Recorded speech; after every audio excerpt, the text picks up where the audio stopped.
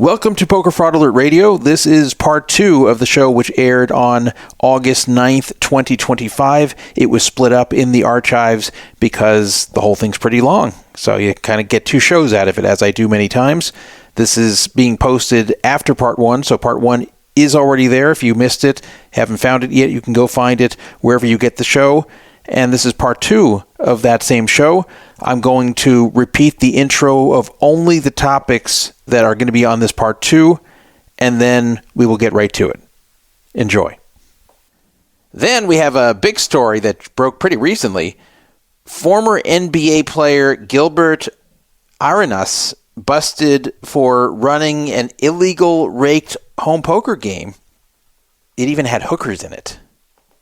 So Gilbert Arenas, I think I said Arenas before, but it's Arenas. He is in some trouble. He's kind of in denial about it too. But that's a pretty interesting story, and there's even a murder that has been loosely tied to it. So we'll talk about that too. Very big story, actually. Also, another NBA player in trouble, Malik Beasley, who's a current NBA player, he is accused of manipulating prop bets on him. We've had a few of these.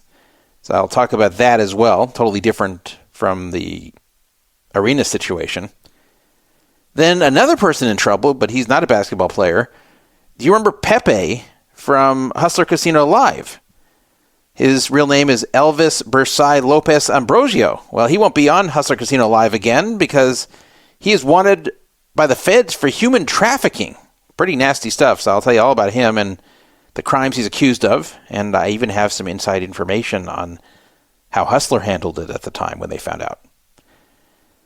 Then we're going to do a Druffytime Theater about the year 1974, one of the earliest years I will ever discuss on Druffytime Theater because it's about me, and, well, I was born in 1972, so how much earlier than 74 can we get? But I'm going to talk about various unfortunate events that may or may not have happened to me in 1974, and you're going to guess which ones really happened to me and which ones were made up. Then here's something else I know a lot of people want me to talk about. Is Vegas really dead? Is Vegas really struggling? Or is this just clickbait nonsense that you're seeing on social media? So I will cover whether or not Vegas is really in trouble, and if it is, why. So we're going to talk about how Vegas is really doing and what the outlook is for Las Vegas. Then we will talk about a property that definitely is struggling, the Rio, which is not a Caesars property anymore. They did something really stupid. They gave $510 free play to anyone who was a Caesars Diamond Plus or above or MGM Gold or above. And what do you think happened? Can you picture it? Well, I will tell you. Hint, it's exactly what you'd picture. Resorts World, another struggling casino, they had a bit of a scandal because a Twitch streamer named Xposed was denied a free smoothie while he was playing blackjack for $25,000 a hand. They wouldn't give him a free smoothie, and he got it on video. Very embarrassing for them. I will tell you why that happened, because a lot of people don't quite understand how that could have occurred. I'll tell you why that happened and how it's indicative of very antiquated thinking mixed with too modern thinking regarding casino comps and why the casinos need to get their act together to prevent things like this from happening in the future, not even just Resorts World. Finally, Momofuku. Sounds like a fake name. Momofuku. Spelled like Momo fuck you, except without the C. That's a restaurant at the Cosmopolitan. They are now charging $1 per person for tap water. I kid you not. I'll tell you why. And I will give you my reaction on that, which I have a feeling you know is not going to be very good. So that is our agenda tonight. We're going to talk about the story of Gilbert Arenas, former NBA player who is now in some big trouble. And this has to do with an illegal home poker game that he is alleged to have been running. And it's important to understand before we begin the difference between an illegal and a legal home poker game. Because maybe you play in some home poker games, and maybe you're worried that one day the police are going to kick down the door and arrest you. But It is not illegal to run or play in a home poker game if there is no rake. So you can run as high a stakes as you like, as long as there is no rake or other benefit for the house. There is a home poker game that I go to sometimes. It's a low-stakes game. It's just for fun. But it's a home game that's been going for a long time. And there's nothing secret about it. No one's going to rob it because it's a low-stakes game. And there's nothing illegal about it because there's no rake taken. It's just some guys playing together. So that's totally fine.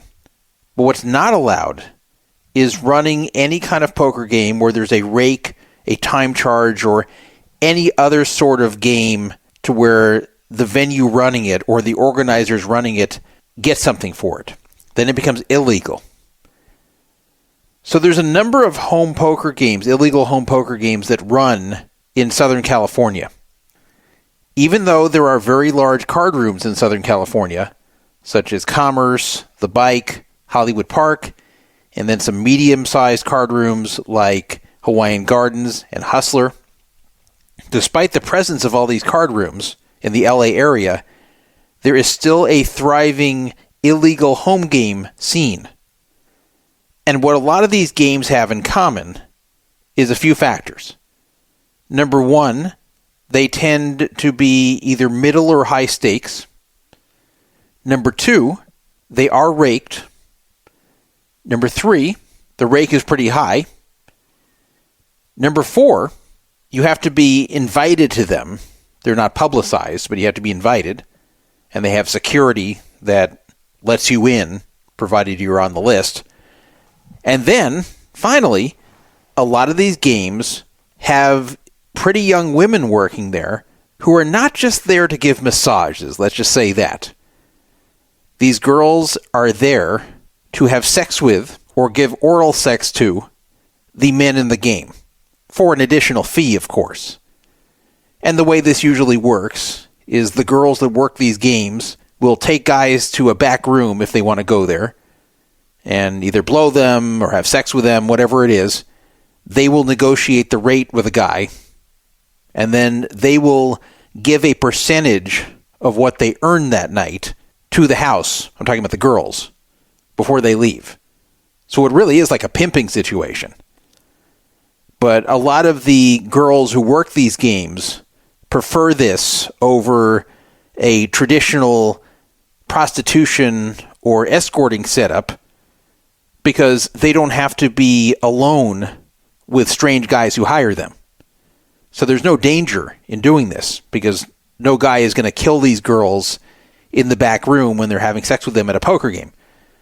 So it's a safe environment for these girls, and they know they have a captive audience and pretty much guaranteed business. So they don't have that hard of a time getting these girls to work these games. But these girls are a regular part of a lot of these games.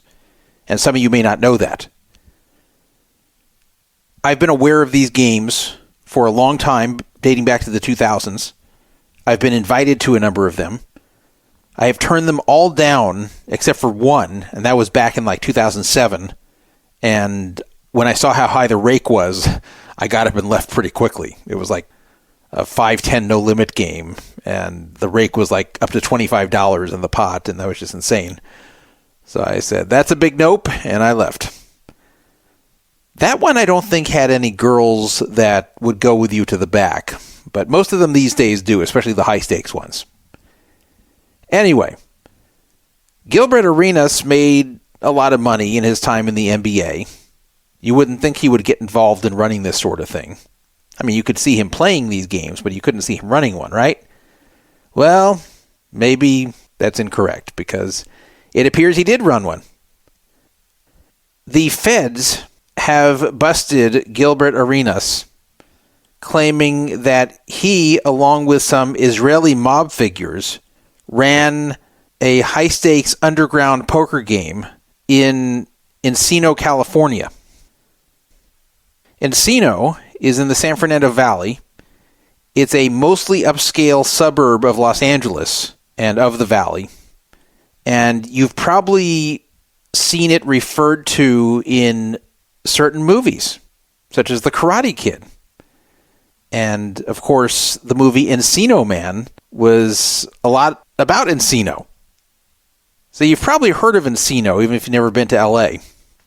But that's where these games were alleged to have run. They arrested Arenas at the end of July of 2025, and they called him Agent Zero in the federal indictment. They also charged 5 others with Israeli names, no one that I recognize. And all of these guys are in the San Fernando Valley as well. And all of them are between 43 and 52, except for one of them who's 27. And these were all the alleged Israeli mobsters that were running along with Arenas. The game was said to have taken place in a rented house, a rented mansion that Arenas had rented specifically to run these games. So he wasn't living there, but this was a house he rented to run these games. Notably, the indictment also mentions the girls that I discussed a few minutes ago that were engaging in prostitution at these games. In the indictment, it says young women allegedly collected tips to serve drinks, provide massages, and offer companionship to the poker players, and were charged a percentage of their earnings from working the games. Chefs, valets, and armed security guards were also hired to staff the games. So I offer companionship. What do you think? What do you think companionship is? You think it meant the girls just sit next to the guys when they play and they make small talk? Or maybe they go to the back room and discuss current events? What do you think companionship means? I think you know. These games were said to have taken place from 2021 to 2022. It's not clear why it took 3 years to charge Arenas, or even why these games ended in 2022. I'm not sure why he got involved in running something like this. Maybe he blew all his money from the NBA. That wouldn't be the first one to do that, but it's a little strange he, of all people, would get involved in running this. He's only 43 years old. He was a 3-time NBA All-Star. He played in the NBA from 2001 to 2012, so it has been a while since he last played. He was actually only 30 when he last played in the NBA. He was born in 1982, so his career did end a bit early, even though he was an all-star. He had been in trouble before. In 2009, it was reported that he had admitted to storing unloaded firearms in his locker at the arena where he played. And he had not only violated NBA rules by doing this, but also violated the ordinances of the city. He was suspended indefinitely without pay in early 2010 while they were investigating this. But anyway, he did play in the NBA again after this, but he just wasn't the same anymore. He played for the Orlando Magic starting in 2010, and he ended up being waived by the Magic at the end of the 2011 lockout. In 2012, he was signed by the Memphis Grizzlies in what would be his last NBA season. He was a backup at this point, and that was the last he played. He ended up going to China to play his final season, and that was that. So he retired from professional basketball at age 31, and he was out of the NBA by age 30.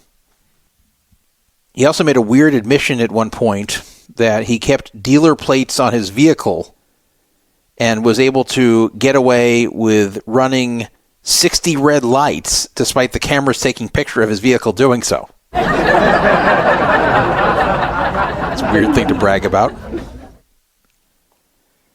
What's interesting in context of him being referred to as Agent Zero in this indictment was that he does like zero in general. He had his own shoe called the Adidas Gill Zero. Also, he wore number 0 through a lot of his career, which I assume is where the whole zero thing began. But he was referred to as Agent Zero as far as running these games. The hiring of the women at the games was not done by Arenas. It was mostly done by one of the alleged Israeli mob, a guy named Yevgeny Gershman. He was the one said to have hired the young women and have collected the money from them at the end of each night. Arenas is not alleged to have actually been part of the Israeli mob, and of course he's not Israeli, but just that he worked with them to basically operate these games, with it being his home and he was directing everything. Despite Arenas' arrest and the fact that the feds are rarely wrong when they make these allegations against anyone, especially someone high profile like him, he is insisting that he is innocent. He tweeted on July 30th, "I'm back on the streets. This ain't got shit to do with me. Just rented the house. Wasn't a part." However, as is usually the case when the feds bust someone, they have a lot of evidence. Usually when the feds come to get you, then you are not going to be getting out of it. You will lose. They win a very high percentage of the cases they prosecute because they tend not to prosecute unless they're very sure and really have the goods. A picture that Arenas texted to one of the Israeli mobsters does tell a different story than what Arenas is claiming on Twitter. It's a picture of a poker table that says on it, Arenas Poker Club, with Arenas, the picture of him wearing number 0 as like a picture of him from the back. So he actually has a little logo on the table saying Arenas Poker Club. He's featured on it with the number 0.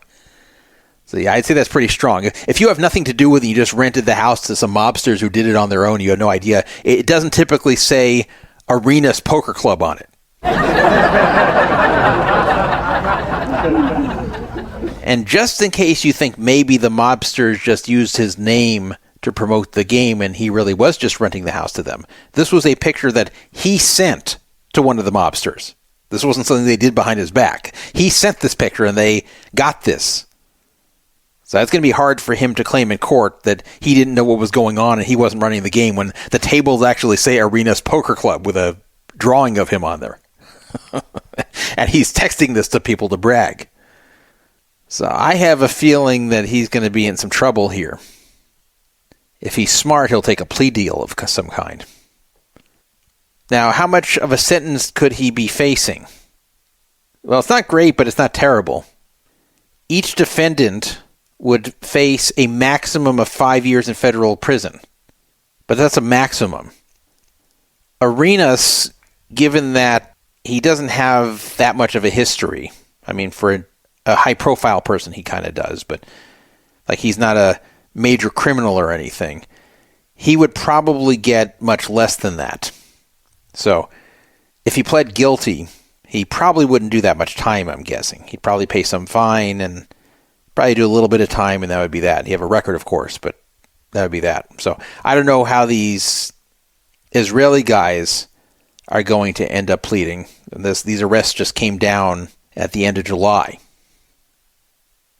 But there's more to it.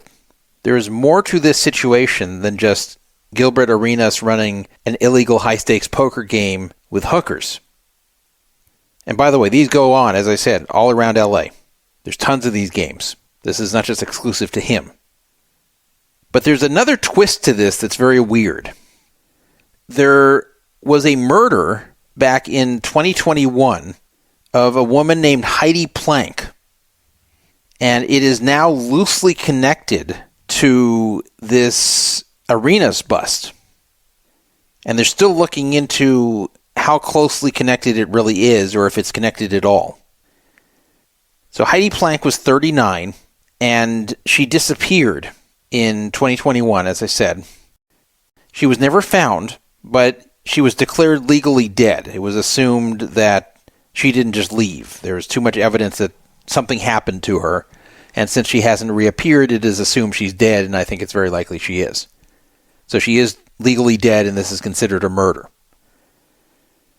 Now, you might think, since I'm saying that this is loosely connected, you might think that maybe she was one of the hookers at one of the games, and that's what's being suspected, is that maybe one of the people who was in the game ended up seeing her outside of the game and murdered her. You think that's what it was? No, that's not what it was. It does not appear she was one of the hookers in the games because she was 39 years old, and they were not hiring 39-year-olds for these games. They were hiring young women. It's not even said that she was one of the hookers in one of these games, but I think it's unlikely because of her age. The suspicion seems to be that she was murdered by accused stock fraudster Jason Sugarman. Now, what does this have to do with Arenas or this game? Well, I'll get to that. Jason Sugarman is actually the son-in-law of a part owner of the Dodgers.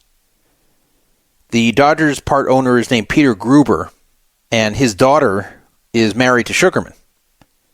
Jason Sugarman was also business partners with a man named Devin Archer, who was a former Hunter Biden associate, in fact, turned on the Biden family and was one of the witnesses who was making claims about Hunter Biden's malfeasance. Anyway, Sugarman was accused of a lot of improprieties related to stocks, and in 2022, it was strongly suspected that he had something to do with Heidi Plank's murder, though it has never been proven. There were a number of reasons that Sugarman was suspected of the murder. She worked for him. They were not romantically involved as far as I know, and she was married. But she worked for him, and then right when she disappeared, Sugarman contacted her ex-husband that he needed to come down and get his laptop out of her apartment. And he was also seen in the same place she disappeared from. And they really noted that he was very, very concerned about his laptop when she went missing. So it's not proven that he did it, but I think the assumption is that maybe she knew too much, and he was already being accused of improprieties by the SEC, so it's thought that maybe he killed her to keep her mouth shut. This may never be solved, but again, what does this have to do with the Gilbert Arenas poker game situation? Well, she was last seen at a downtown LA high-rise apartment, and that particular apartment was believed to have also housed illegal poker games, which, by the way, is not uncommon. A lot of times, high-rise buildings do end up being the location of these games, where some apartment there is rented, and that's where the games are run from. There's no evidence that she had any involvement with the games, and it's possible that the group running the game in that apartment where she was last seen was not connected to the one that Arenas is running, and not connected to the Israeli mob. However, there is some belief that there is a connection between that game and the one that was run out of that apartment. I'm actually guessing that Heidi Plank's murder had nothing to do with that game, but that someone had brought her there and then killed her after that. Maybe Sugarman was in that game, for example. So I think that's why it was where she was last seen, is that she accompanied someone to that game and that person may have killed her. But when they searched that apartment after she disappeared and she was last seen there, because they found her dog outside the apartment but not her, and that she was never seen again. They found a lot of gambling material and figured out that this apartment was used to house these games. So this was, again, back in 2021, and the arrests of Arenas were that was in 2025. That just happened. But they are saying that they're looking into this of having a possible connection. So I don't think that's going to be found. So you're not going to find out that Gilbert Arenas murdered this woman. That's very unlikely. But it is possible that the group who was helping Arenas run this game was also running the game in the high-rise building where Heidi Plank disappeared from, and that one of the players there was her murderer. That I could easily see. So we'll have to see where that goes, because so far they have not solved her murder. There was even some belief that the feds were interested in investigating Arenas' game because of the Heidi Plank murder. That this kind of led them to the game being run by Arenas, and that's why they took an interest. That's not proven, but that's one of the suspicions, that that murder indirectly caused this game to get busted. It is not alleged that anything bad happened at these games. So there was not any kind of robbery, nobody was scammed, there was no kind of cheating alleged. I guess all that was really happening was an illegal home poker game with hookers. So it was definitely very illegal, but there weren't really any victims in this whole thing. But that doesn't mean you can just do this. There are sometimes cheating scandals in these games. That's why I wouldn't recommend playing them. One of the biggest alleged scandals was from 2023 when Nick Airball and others accused various other poker players in these games, not the Arenas games, but the ones that I'm talking about here, of cheating him out of $1 million in these games, as Nick Airball said. And various players at the time were accused of being involved, including one who had been on Hustler Casino Live known as Mars. Also a player named Arnaud Materne, and another player named Shane Hennon, who later got in trouble for being involved in fixing of sports bets. So you got to watch out for these home games. You never know if they're on the level, and when they're at high stakes, there's a lot of motivation to cheat you. A lot of times people are enticed to play these games instead of the ones in traditional card rooms because the games are much softer. Not only do they not invite a lot of the sharks who are really good, but they get a lot of fish to play these games. They're good at recruiting fish to play who enjoy the environment much better than the card rooms. Because in a card room, you don't have hookers there that can take you to the back room and blow you. In a card room, you don't get the type of service you get at these games. It's a more exclusive, relaxed, and sometimes fun environment in these home games than at these big card rooms. So some fish like that a lot better. And then, of course, the decent players love the fact that the fish are there and that there's also a lack of really good pros for the most part. So that's the appeal of these games to people who are good. But then you can also get cheated, and you really don't have a recourse. There's been a lot of these allegations over the years. So I would steer clear of them. I do think it's likely that Arenas is going to be convicted. It's just a matter of how much time he sees and if he's dumb enough to actually fight it in court. By the way, as a small aside here, the Heidi Plank situation was discussed on NBC4 in Los Angeles. And I'm not going to play it to you. I pretty much described what's going on with Heidi Plank and the suspicion there. But one of the reporters involved is named Colleen Williams. Now, I remember Colleen Williams because I grew up in L.A. Colleen Williams was very memorable because she was a newscaster who had a big poof of gray hair right in the front. So most of her hair was dark brown or maybe black. And right in the front, like right in front center, there's like a big poof of hair that was partially gray. And she looked a little too young to have gray hair. It was like premature graying. And I had wondered, even in the mid-'80s, when I saw her on TV 40 years ago, I thought to myself, why doesn't she dye it? Because she looks too young otherwise to have gray hair. So, you know, some people get premature gray. But why, when you're on TV, why would you not dye it? But I guess this made her memorable. Well, the funny thing is, I hadn't seen her in a while, but the funny thing is she just did this report, and now she's dyeing her hair. So she's one of the few people I've ever seen that has less gray hair now on TV than they did 40 years ago.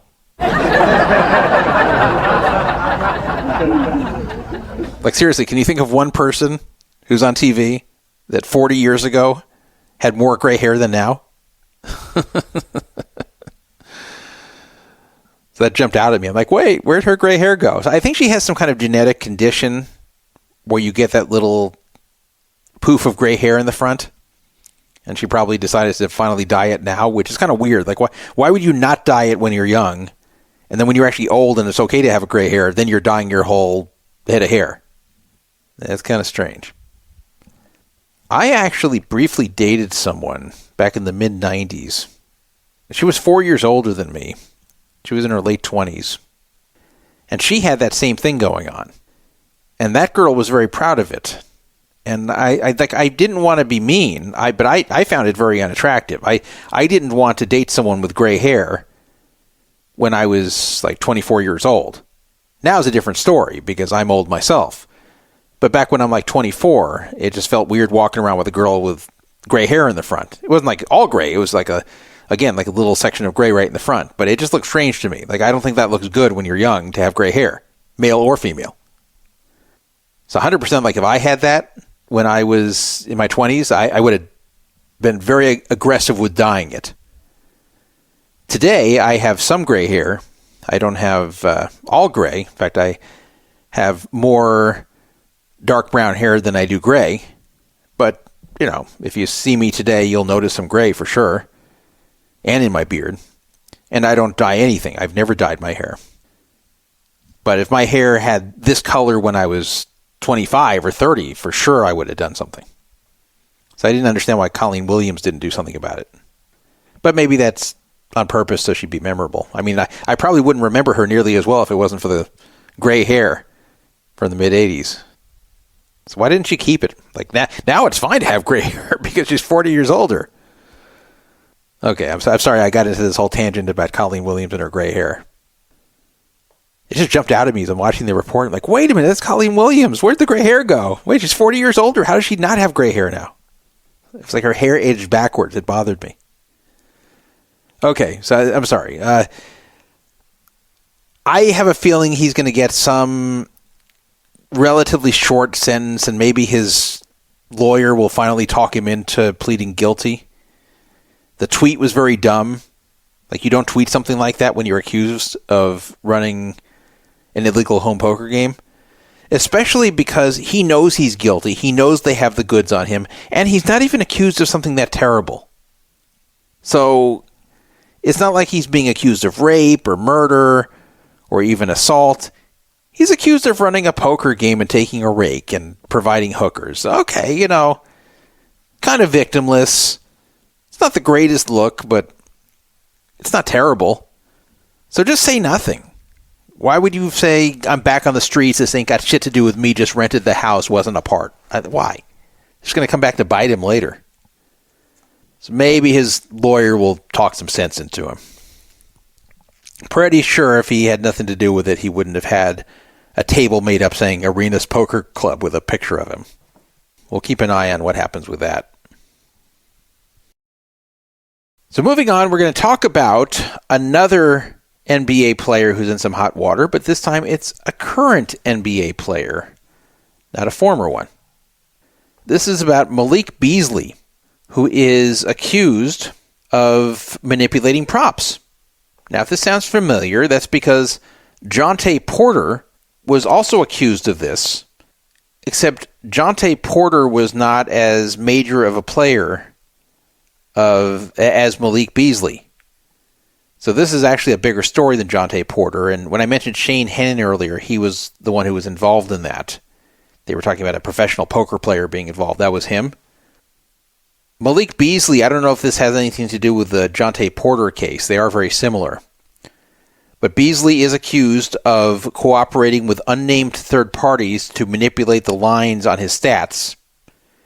Now, Porter did this in a simpler way. What Porter would do would be, after there would be massive bets on unders on his stats, then he would pretend to be injured in the middle of the game and sit out, and this would guarantee those props to win.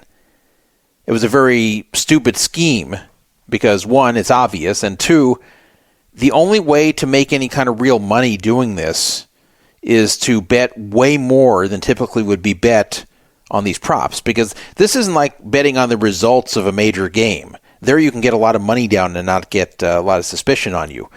But to place very large bets on very specific things, like stats of a minor player like Jontay Porter, that's going to really get a lot of attention, and the books are going to look into it immediately, and that's what they did.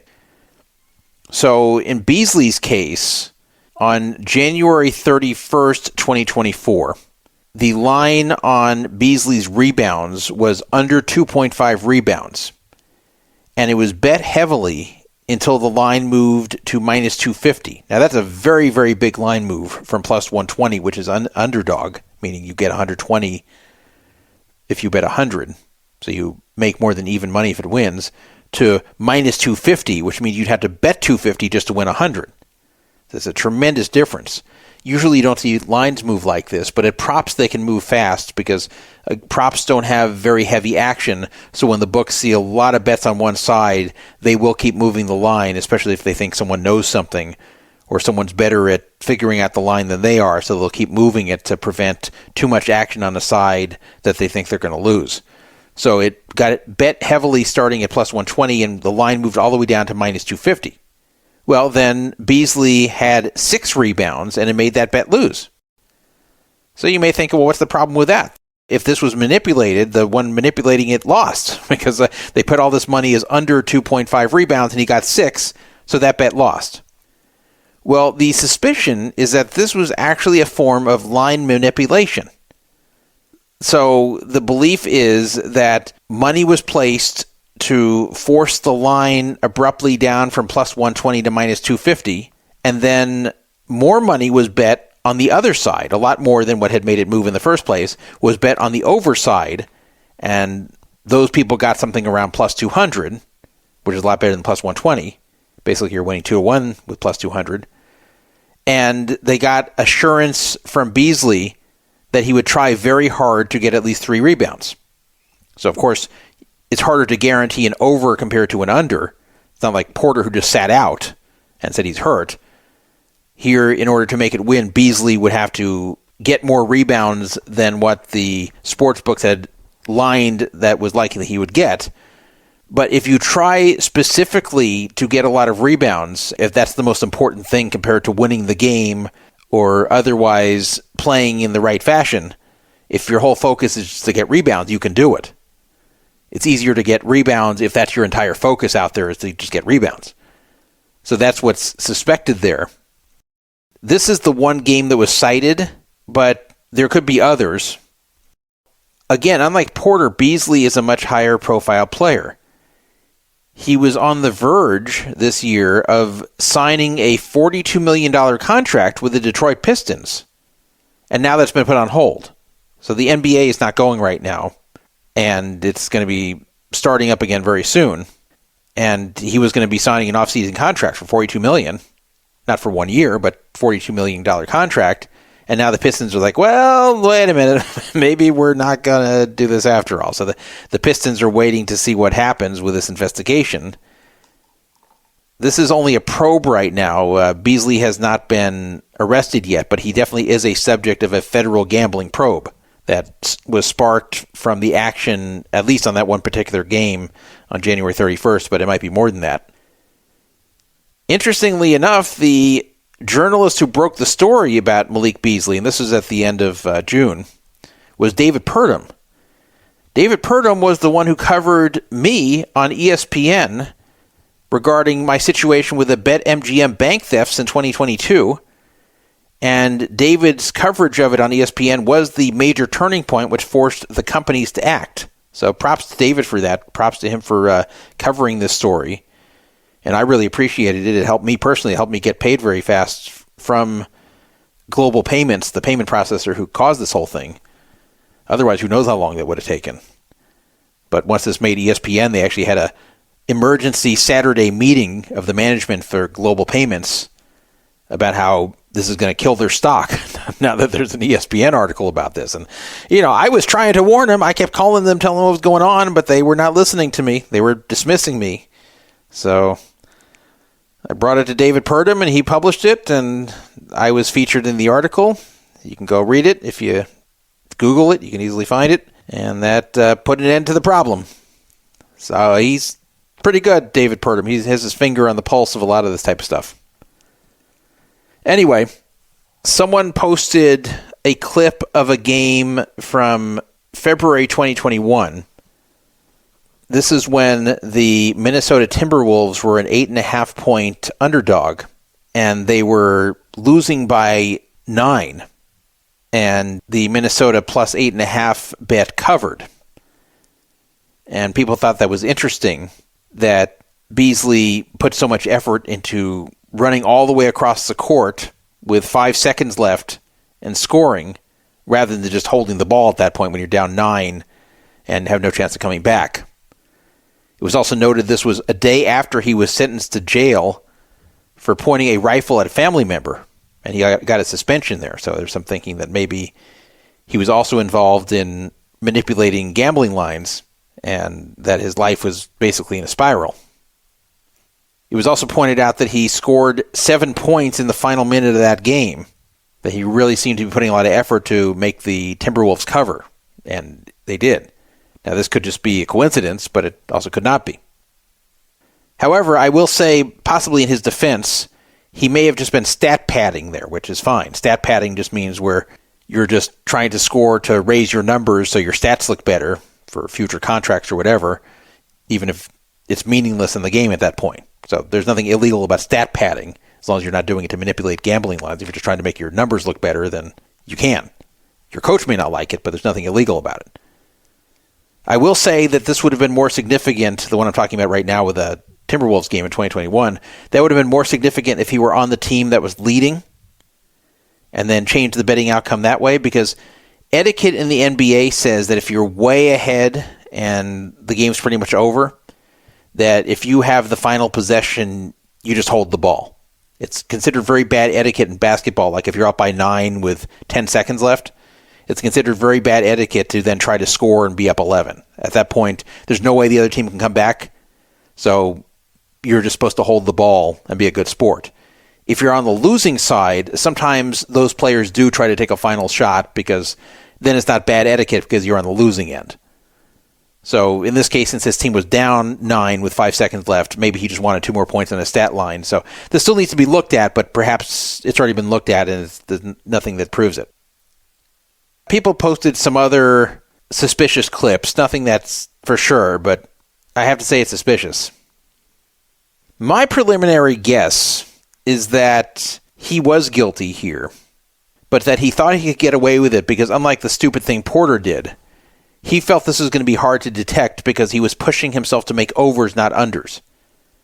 Unders are very easy to control. You just don't score. You don't even have to fake injury. You could just play lousy and cover an under. So they say, under 9 points, you just shoot poorly, or just don't shoot at all, and you'll get under 9 points. It's pretty easy to make yourself cover an under.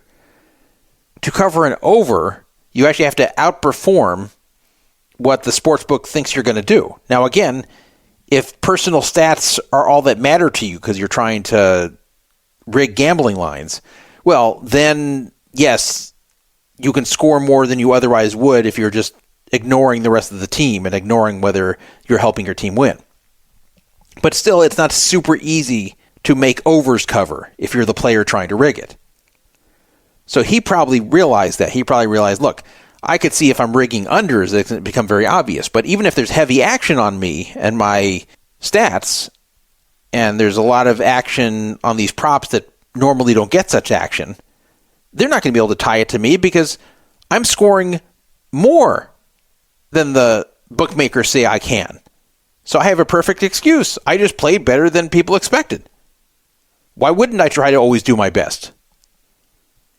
He probably felt he was safe doing this. Also, whoever was involved making these bets probably guaranteed him that the noticeably heavy action was going to be on the side that was going to lose for a purpose of line manipulation. And that the bets on the over side that are going to end up winning are going to be spread around different books so it won't be caught. Now, what would be the purpose of this? Okay. The way these prop lines tend to move, as I said, is when there's a lot of sudden heavy action on one side, the books get scared and quickly move the line. And then what happens is the books start copying each other.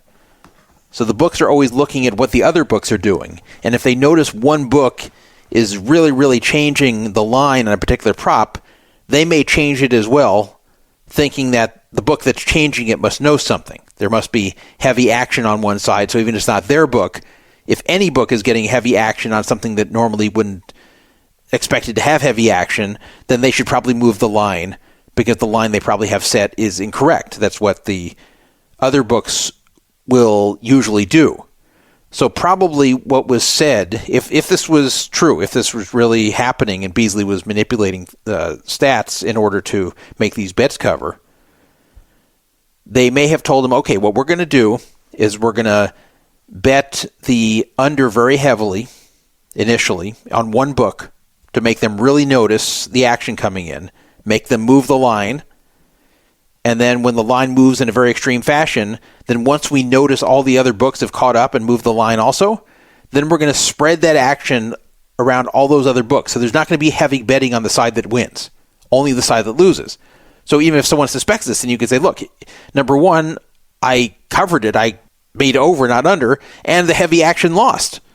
So why would I ever manipulate it to where the ones who are working with me are losing? So he figured that this is probably foolproof. But the problem is that you do get caught with these things. Like, you may think it's the perfect crime, but the feds can figure this out. And the reason is because the big tip-off is, why is there so much action on these obscure props? If there's disproportionate action, then they always look carefully, and then they can put together what's going on. So if they looked at the action on the under there on January 31st, 2024, and then watched the line move this much, and then they report some suspicion, even though the bet ended up losing because he easily covered it by scoring 6 rebounds or getting 6 rebounds rather than 2.5 like the line was, that then when they're doing the investigation, they can see that other books took even more bets for the other side, and that if this was an organized effort, they made money. They made a lot of money. So that's the big flaw in this, is once this is being examined, it's easy to unravel what went on. So all this prop action just isn't typically heavy for any non-superstar player. It's not like a lot of betting on LeBron James props. This is on Malik Beasley. So someone like Beasley is always going to get eyebrows raised when there's big bets placed on his performance, especially if it's more than a one-time fluke. So we'll see what happens with that. So far, he has not been arrested or charged, but this could happen. And since I prepared this segment, remember this was in late June, there is actually an update that I should give you before I move on. Beasley was evicted from his apartment in downtown Detroit this week because he apparently has more than $8 million worth of financial problems. Uh-oh. So this might explain why he might have been cooperating with rigging bets. David Purdom covered this as well, though this is being covered elsewhere in the news, not just with Purdom, that Beasley's landlord sued him twice this year for unpaid rent, and it wasn't even for big money. He was sued for a total of $21,500, which for an NBA player is nothing. Even though he has earned nearly $60 million during his so far 9-year NBA career, he apparently is broke. He's also being sued by his former marketing agency, which alleges that he didn't pay them a $650,000 advance that they had given him. He didn't pay it back. It's also been reported that he owes debts to a celebrity barber, a dentist, and a company that provides bridge loans to professional athletes. Bridge loans are loans that are given when it's expected that you're having money coming in later. So there's a company that does this for professional athletes who overspend, but it's expected they're going to have big money coming in later. I guess it's alleged he screwed them too. So reportedly he's like $8 million in debt. So that does give him a motive to rig stats so gambling syndicates can make money at these sports books. The thinking for a while, and I have to admit I felt this way too, but it looks like I'm going to end up being incorrect here, that you didn't have to worry much about the proliferation of sports betting regarding rigged games and rigged stats because these players have too much to lose. They make too much money, and if they get caught, then they can be out of the league for good, and they'll ruin their potential, so it's just not worth it. There's just not enough action that one could get down on one game, and there's not enough players who can make a major impact on the game that also aren't making enough money to where it'd be worth it to them. So it just wouldn't make sense to me but I kind of neglected the fact that some of these athletes budget money very poorly and go broke, and then it becomes tempting to get out of it through these schemes, especially if word gets around to these gamblers and to these criminals that these players are desperate for money. They say, well, we can give you a piece of some of the money we're making if you cooperate. So yeah, that makes it more likely he's guilty given the financial problems. So I have a feeling Detroit is not going to sign him. All right, we'll keep an eye on this one. It's an active story. It was only in the last day that all this information came out about his financial problems. So see, it's good I didn't do the show a few days ago. Let's talk about one other person who's in trouble that also gambles. This is not an athlete, but it's someone you may have seen if you watched Hustler Casino Live a lot. This was a player who was known as Pepe, and he wasn't very good, and he definitely was not a pro, yet he seemed to have money. He was playing at high stakes on Hustler Casino Live, and people wrongly assumed that Pepe was a drug dealer, and that's where he got his money.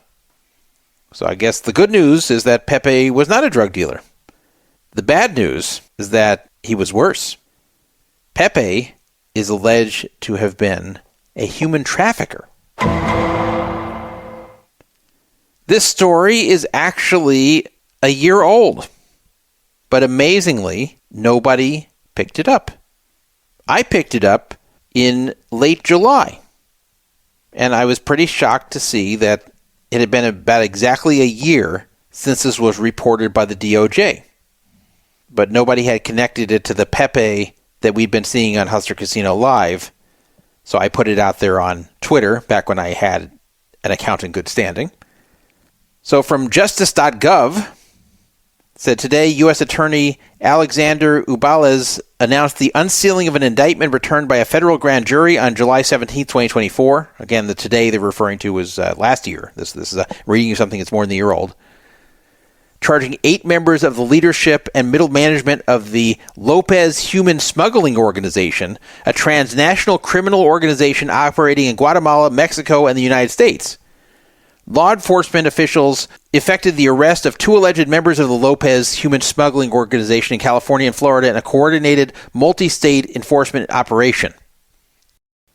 According to the indictment, Ronaldo Galindo Lopez Escobar, a.k.a. Tio Roni, 46, of Malactan, Guatemala, leads and oversees the Lopez Human Smuggling Organization from Guatemala. So that's not Pepe, but here comes Pepe's part. Elvis Bersai Lopez-Ambrosio, a.k.a. Pepe, and Whiskey Hans Lopez-Ambrosio, I like the name Whiskey, a.k.a. Hans, you get it? His name is Hans, and his nickname is Hands. Very creative nickname. Coordinated with Mexican human smugglers, including Yumilca Sandoval Hernandez Perez and a La Linea cartel member known as Chicles, Enano, and Chicken to cross undocumented aliens from Guatemala through Mexico and into the United States through southern New Mexico. Upon smuggling undocumented aliens into the United States through southern New Mexico, Elvis, who is Pepe, and Whiskey would oversee and direct a network of mid-level smugglers, including Eli Adonis Esteban Lopez and Wenry Gabriel Gomez Lopez, who assisted in carrying out the day-to-day operations of the Lopez human smuggling operations, and Karen Stephanie Hernandez Vanegas, who received deposits and made payments to co-conspirators throughout the United States banking system, peer-to-peer money transfer applications, and bulk cash that were derived from the Lopez human smuggling organization. Furthermore, Elvis would instruct co-conspirators to open U.S. bank accounts in order to receive smuggling fees from smuggled aliens on Elvis's behalf, and in a manner that would be untraceable to Elvis. Elvis would then instruct co-conspirators to withdraw the funds and either give the funds to Elvis, convert the funds into assets including real estate, or send funds to Lopez Escobar or his nominees in Guatemala, utilizing money service business money wires to minimize the trackability of the funds to Lopez Escobar. So basically, Pepe, a.k.a. Elvis here, was managing a lot of the money that was being made here. And he was getting people under him to open up bank accounts and move money around so it couldn't be traced back. Federal investigators have uncovered evidence suggesting that the Lopez human smuggling operation generated between $104 million and $416 million in illicit proceeds from their human smuggling activities between September 2020 and April 2023. That's crazy. So somewhere in the 9 figures they made. So that's where our friend Pepe there got so much money. That's why he could shoot off on Hustler Casino Live, because he was a human smuggler. Isn't that nice? I don't know if Pepe is a fugitive still. I know that this Lopez Escobar guy is. I don't know about Pepe. It doesn't really say there if he was arrested. But anyway, he is not going to be on Hustler Casino Live again.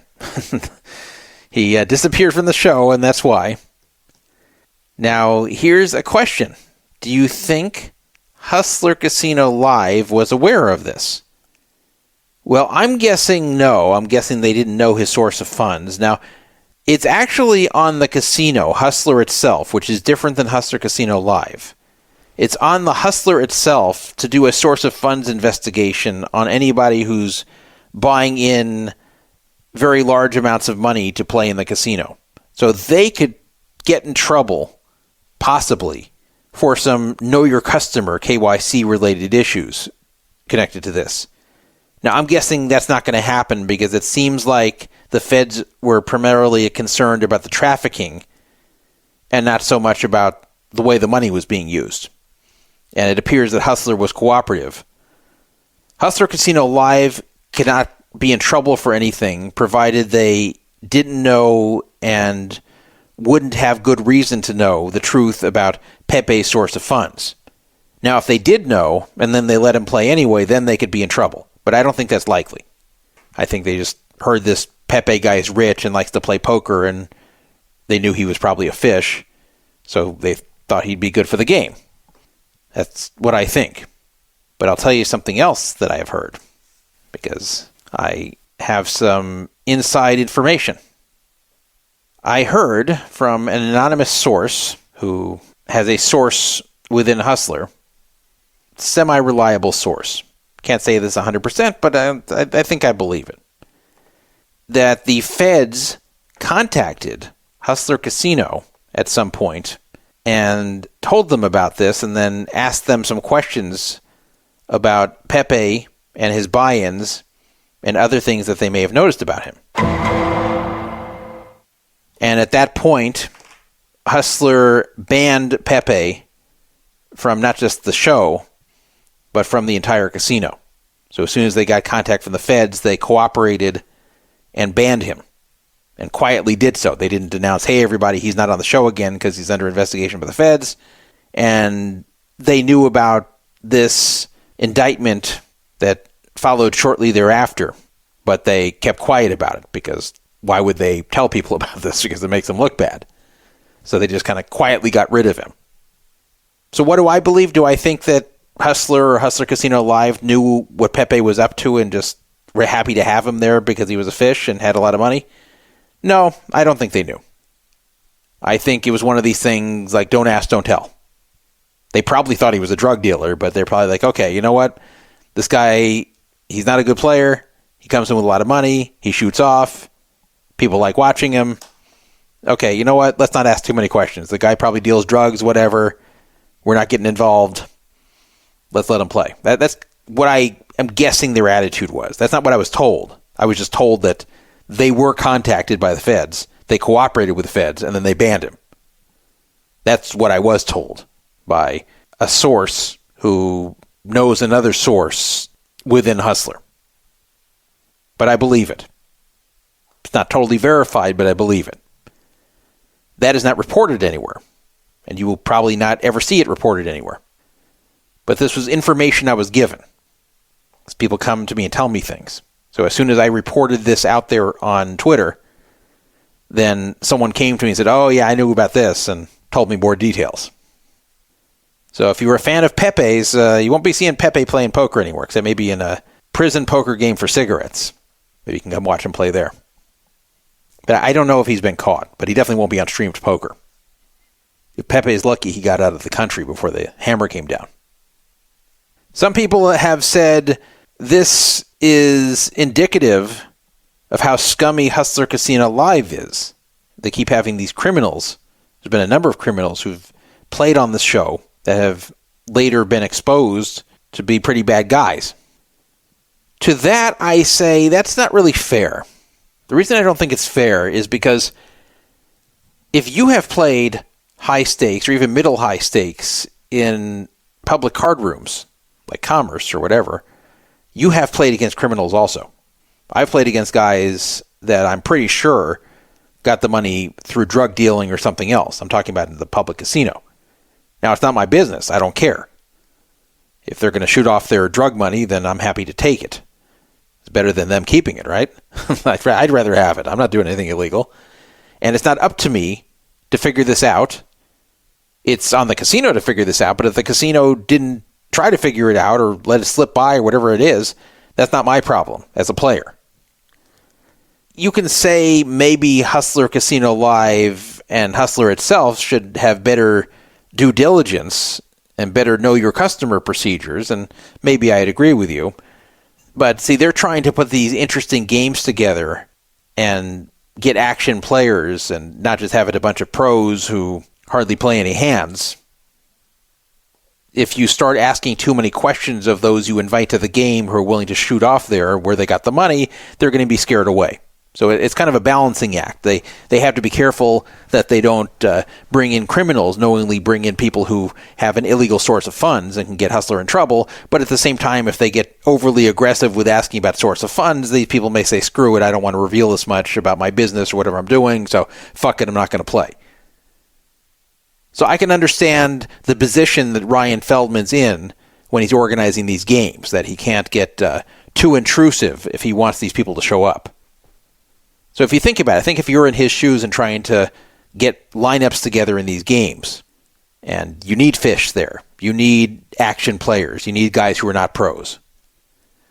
If you get too difficult with them, they're just not going to come. They can take it or leave it, a lot of them. Oh my gosh, I can't believe how late it is. I mean, look what time it is.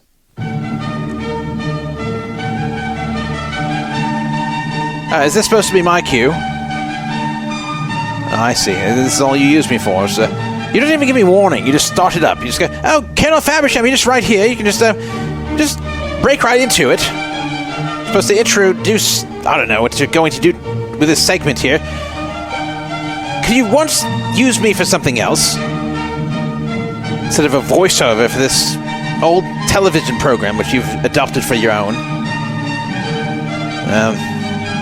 On with it, I guess.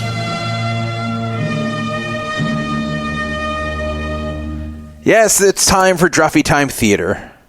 I don't really have time for it tonight, to be honest, but I'm doing it anyway. This won't be a long one, but I got to get one in because it's been a while. This Druffytime Theater is about a very long time ago. In fact, it's so long ago that it makes me a little bit sad that I go that far back. It means I'm getting old. It's about the year 1974, 51 years ago. And I was thinking back to my life in 1974. And you may say, Druff, hold on a second. Aren't you 53? How do you remember 1974? That would have made you 2. And yes, I was 2 years old in 1974. So you may ask, how would I remember any of this? And it's because I was told about these things. So I was alive then. I just have to go by other people's stories. But it's possible that none of these stories are true. I'm going to tell you 4 quick stories about myself in 1974 when I was 2 years old. And I want you to guess whether or not the stories are true. Because they might be, and they might not be. So just guess to yourself as you hear this, and then you'll see if you're correct or not correct. And I bet you won't get them all right. I'm going to tell you 4 stories. Maybe none are true. Maybe all are true. Maybe some are true. We'll go one by one. Story number 1. These are all from 1974. At a department store, I was in a shopping cart. My mom was pushing me around. And a large plastic beam fell from a 20-foot-high ceiling and landed directly on my head. Now, obviously, I didn't die or I wouldn't be doing the show. You might think, if it is true, that explains a lot about me, and it might. But is this true? Did a large plastic beam fall from a 20-foot high ceiling and land directly on my head? And when I say directly, I really mean directly. I don't mean it breast the side of my head. I mean, bam, right in the top of my head. A beam that fell from a 20-foot high ceiling. Plastic beam. Not a wooden beam, then I wouldn't be alive. Did this happen or did it not? I'll tell you more when we go through the answers. These are just the questions. Here's story number 2. I was in a Mexican airport with my parents. We took a family trip, just me and my parents. I did not have a brother and sister at that time. They were not born yet. And I disappeared from the airport, and nobody could find me. And when I say disappeared, I mean disappeared. I don't mean that I was gone for 5 minutes because I ran off somewhere and my mom had to chase me down. I mean I was gone. Absolutely missing.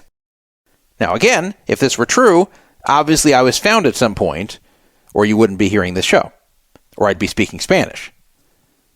But I did disappear from a Mexican airport, if you believe this story. Number 3, my preschool had a fire where 2 kids died and 7 got injured. But I was not one of them because I got out unharmed, because I happened to be sitting by the door when it happened. And when I noticed the fire, I just ran outside. So while it was scary, nothing ended up happening to me. And again, I was only 2 years old.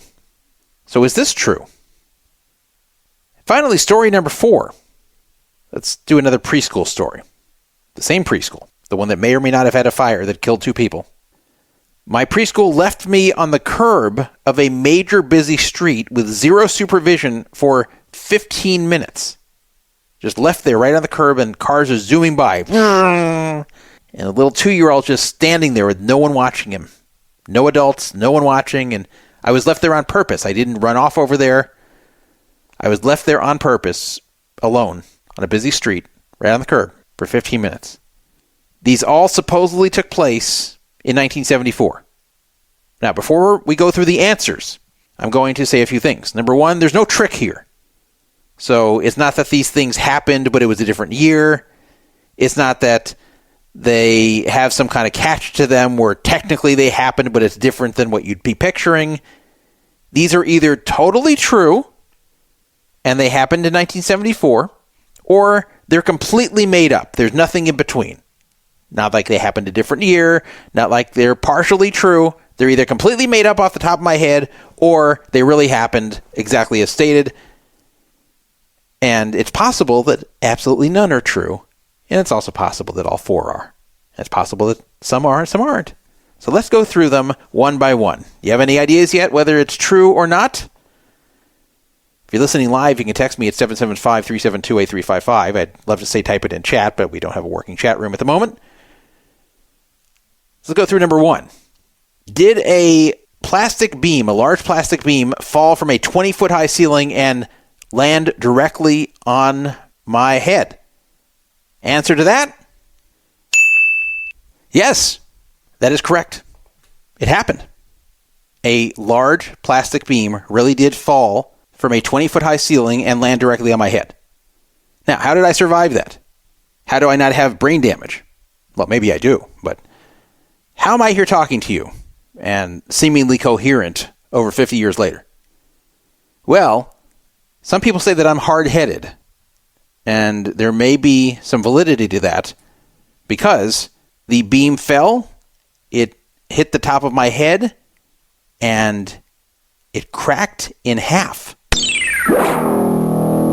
Yeah. My head broke the beam. I don't know why it fell, but the beam fell, directly hit my head, and split in 2, and fell to either side of me. My mom was understandably very nervous and upset and horrified to see this happen. But I seemed fine. I don't remember what I said, but I actually do remember this happening. I actually do remember the beam falling and my mom panicking. I guess it was significant enough. But I remember not being scared. I remember being kind of confused, like, what is this? In fact, when I heard about it later and knew I didn't just imagine this, I said to my mom, oh, I actually remember that. I'm surprised I was 2. I'm surprised I remember that at all, because most of my memories all begin at age 4. That's like really my only memory from being 2. And I don't remember it hurting. I just remember feeling something and then seeing this beam fall on either side of me. And, of course, the employees came over and they were apologizing this happened, and I was fine. I was not taken to the doctor. I wasn't taken to the hospital. There was not even a cut on my head. Somehow it hit my head perfectly to where it split in 2. Really weird. Now, I do want to clarify this wasn't a solid plastic beam, or again, I might have died. This was a hollow plastic beam, which did fall from a great distance, 20 feet, but it must have been fragile enough to where it hit the middle of it hit right where my head was and caused it to split apart. So it just hit my head at the correct angle to where I didn't get hurt. Very lucky. Very, very fortunate. So not only didn't I die, I didn't even get hurt. Now, the human head is harder than you might think, and that's on purpose, because if it wasn't, we probably would not have survived as a species. So since the brain is so important, the head is pretty hard, and when things slam against your head, even fairly hard, your head absorbs it pretty well. So I guess even as a 2-year-old, that was true. So yeah, I broke the plastic beam. The plastic beam did not break me. True story. Let's go to number 2. Did I really disappear from a Mexican airport? Answer? Yes, I did. That's also true. In 1974, in Acapulco, Mexico, my parents were checking in for the flight to go back home to L.A. I don't know what distraction happened, but I ran off. I ran off very quickly, and by the time my mom looked down, I was gone. And I was completely gone. They thought they were going to quickly run around the airport and find me somewhere. I was nowhere. I was not anywhere in the airport grounds. They alerted security. Security looked for me, could not find me. I was not on the baggage carousel or anything like that. You'd expect a kid to be there, but I was not. I was not just walking around the airport. There was no kid who was unattended anywhere in the Acapulco airport, which is not a huge airport. They searched it up and down. I was nowhere to be found. Searched the bathrooms, wasn't there either. So my mom was in an absolute panic. She thought that I had been kidnapped. So how did I get out of that one? And who took me? Well, I hate to disappoint you, but nobody took me. I actually took myself. I was just very good at running away, apparently. So not only did I run away, but I got into a restricted area that they had erroneously believed was locked. I got into the baggage area. This is where they put all the baggage after it goes through security. I don't know how much security they had in Mexico in 1974, but I got into the room, which is supposed to be locked, where all the baggage was. And I was there for 3 hours while my parents were really in a panic and thinking they'd lost their kid forever. They almost didn't even check this baggage room because it was believed to be locked, and it was thought that it would be impossible for me to get in there. But someone had left it unlocked, and I opened the doors, went in there. Was I crying? Was I panicking? Was I hurt? Was I thirsty or hot? Answer, no. I was actually very happy.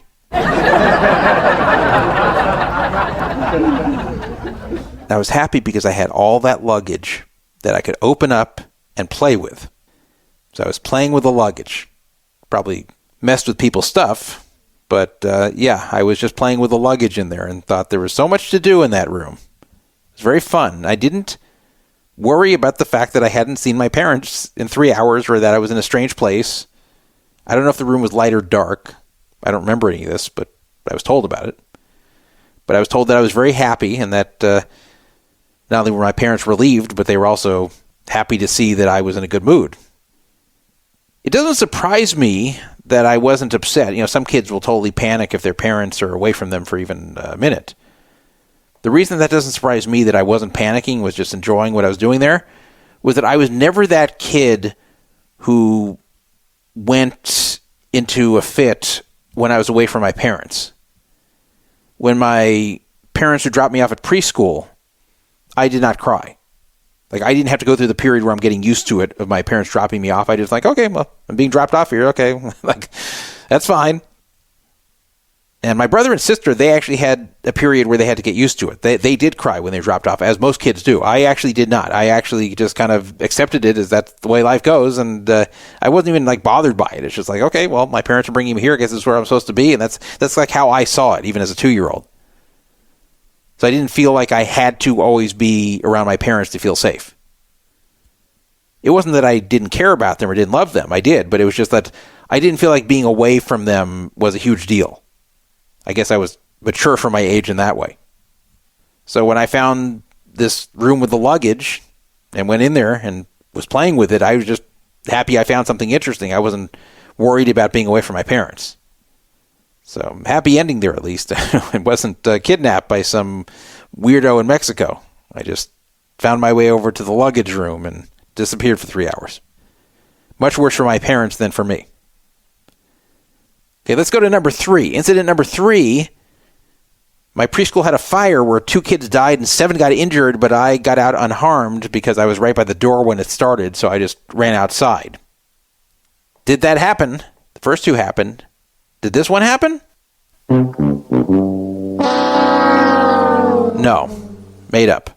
Nothing further to say. I completely made it up. No such thing happened to me then or ever. Let's move on to story number 4.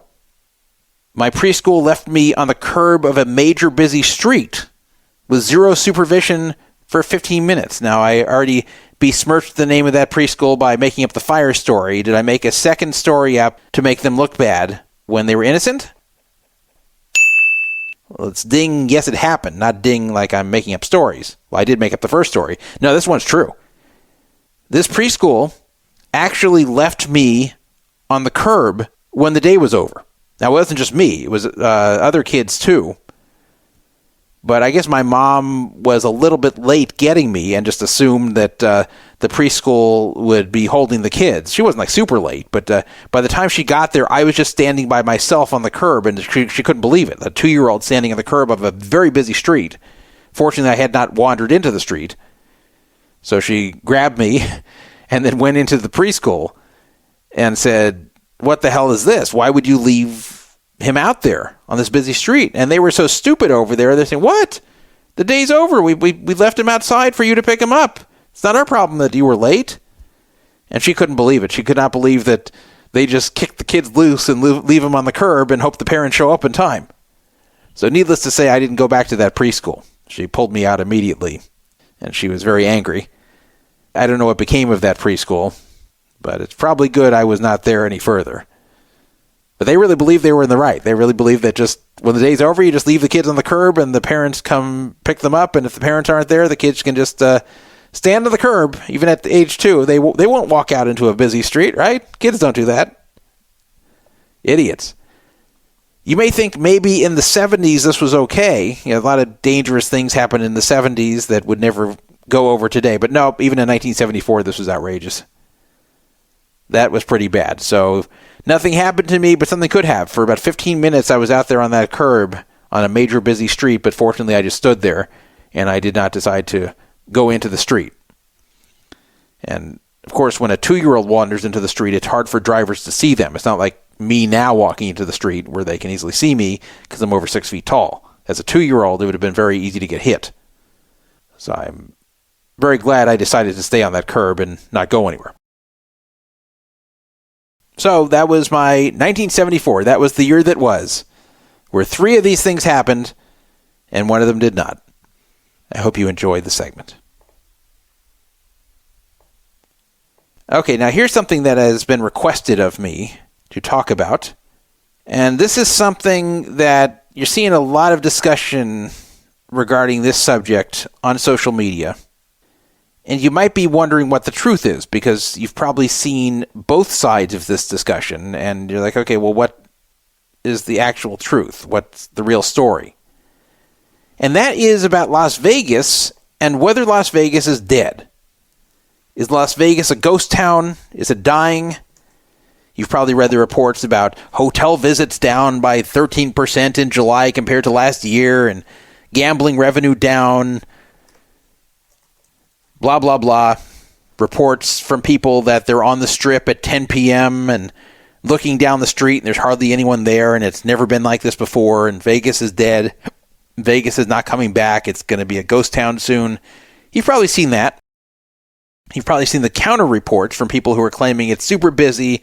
There's big lines everywhere. They don't know what people are talking about with this Vegas is dead narrative, that everything's fine and that this is just being said for clicks and for other attention on social media. So what's the truth? Is Vegas really dead? And if it is dead, is it Trump's fault? Because remember, there are a lot of people from other countries who are mad at Trump about the tariffs. And they have said that in order to punish Trump and the U.S. for this, they're just not going to come here on vacation when otherwise they were planning to do so.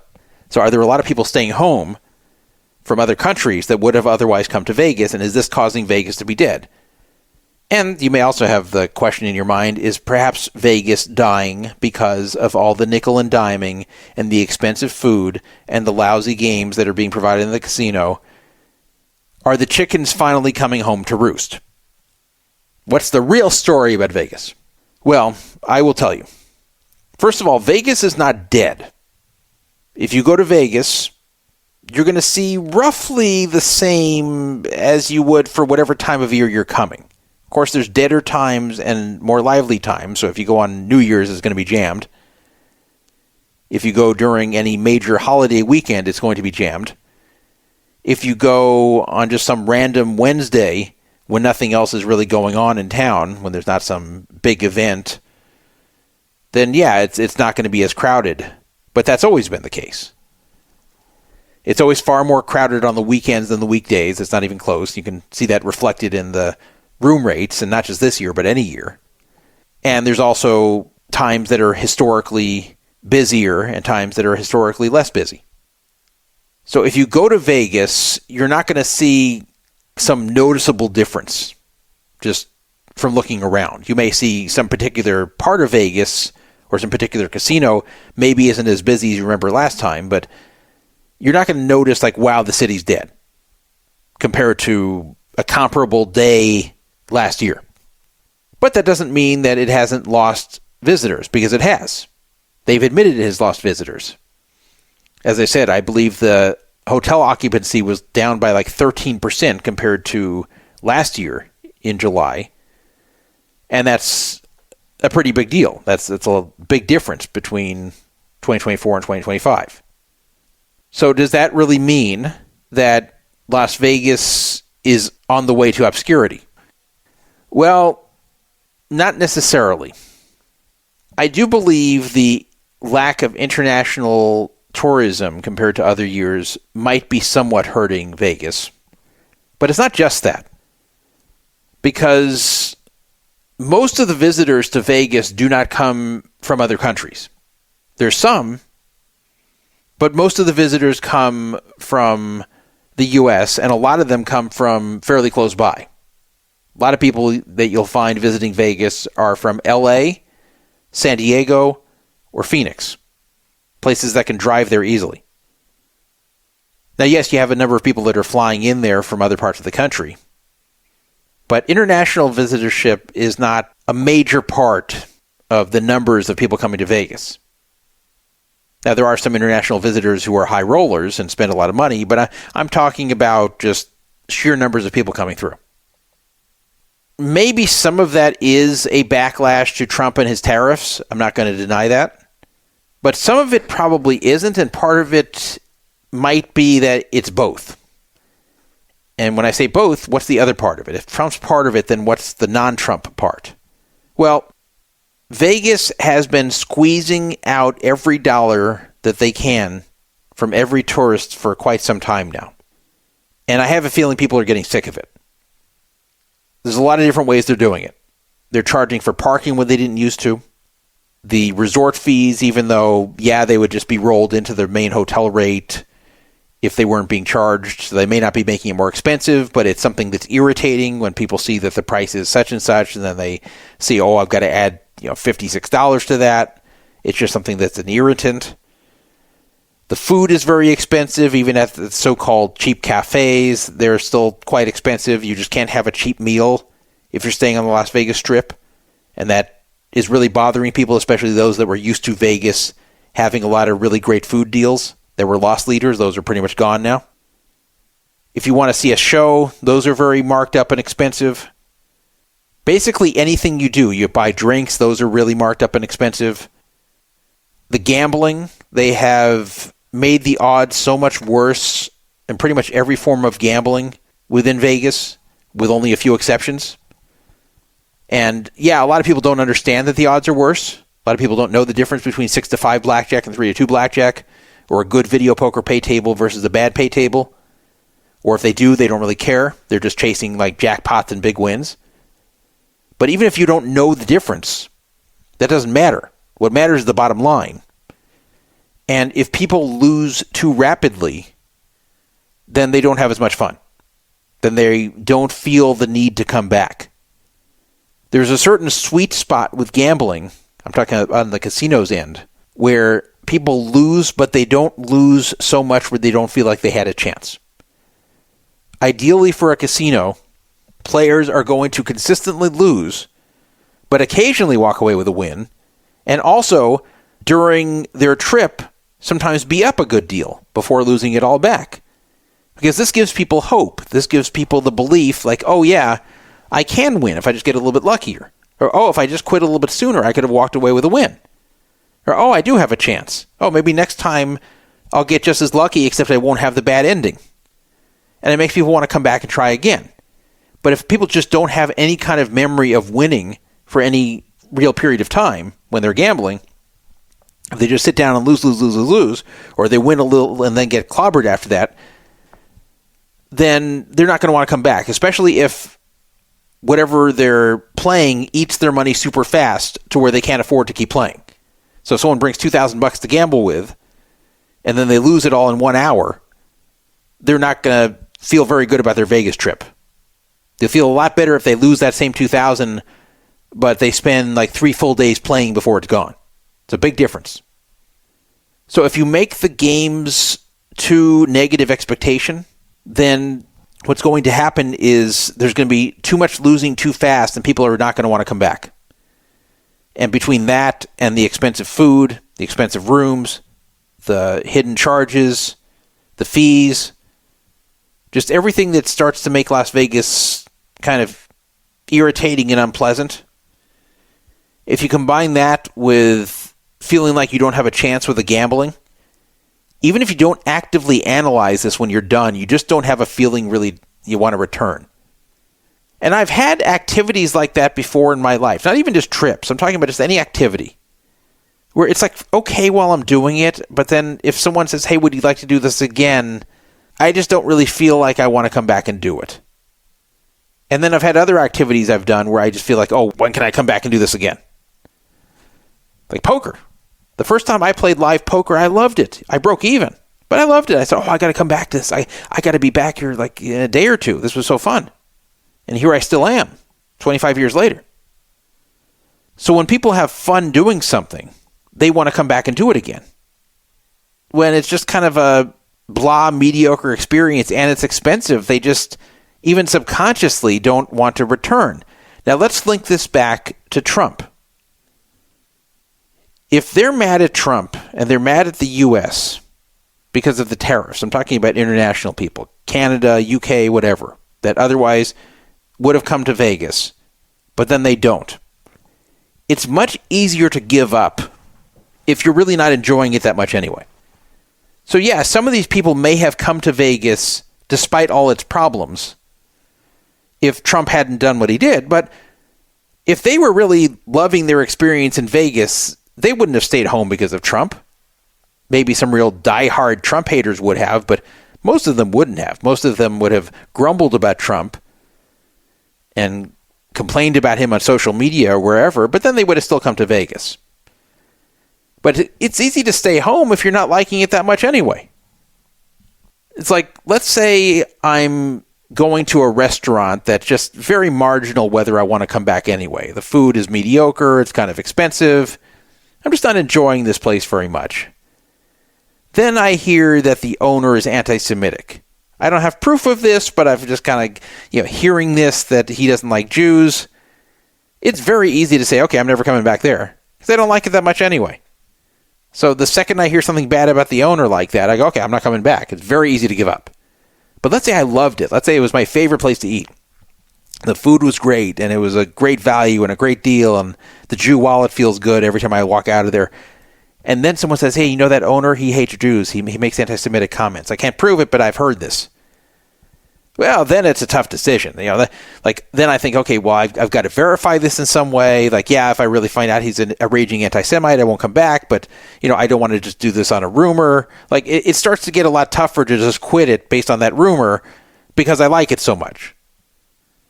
So it's a lot harder to quit something if you're really enjoying it. If you can take it or leave it, then the slightest thing that can turn you off to it, you're very happy to give it up. So I think that might be what's happening in Vegas. I think it's hard for people to articulate that because you'll usually get one or the other.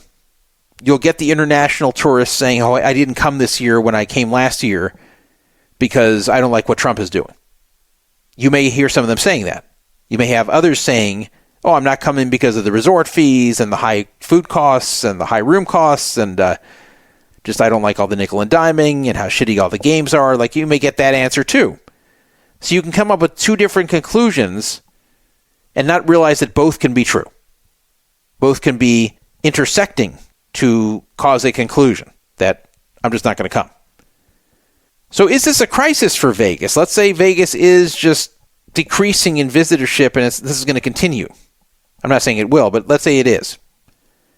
Is this something bad? Is this something that someone who enjoys Vegas should be worried about? No.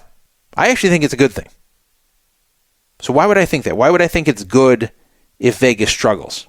Do I hate Las Vegas? No. The reason it's good is that things only change when they have a reason to change.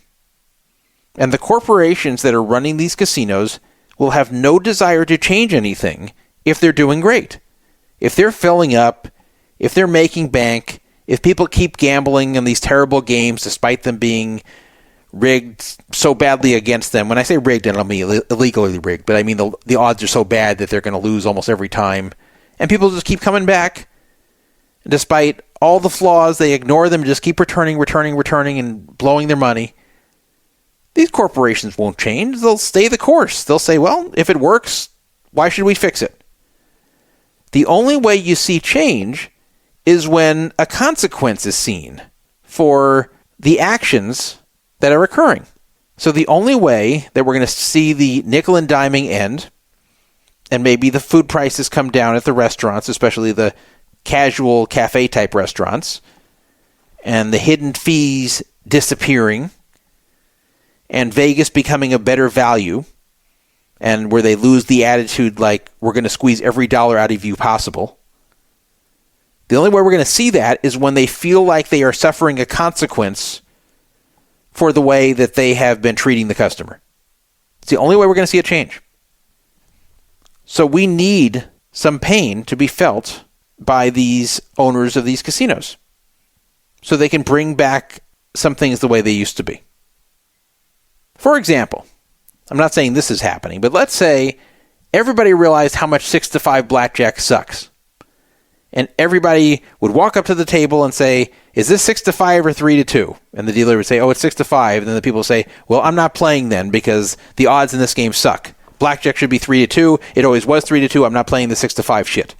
And if everybody did this, I don't mean like every single person, but if the blackjack tables were empty for the most part, and they kept hearing over and over because people don't want to play because it's 6-5, guess what would happen? They'd go back to 3-2. Why? Because Vegas did just fine for decades when blackjack was 3-2.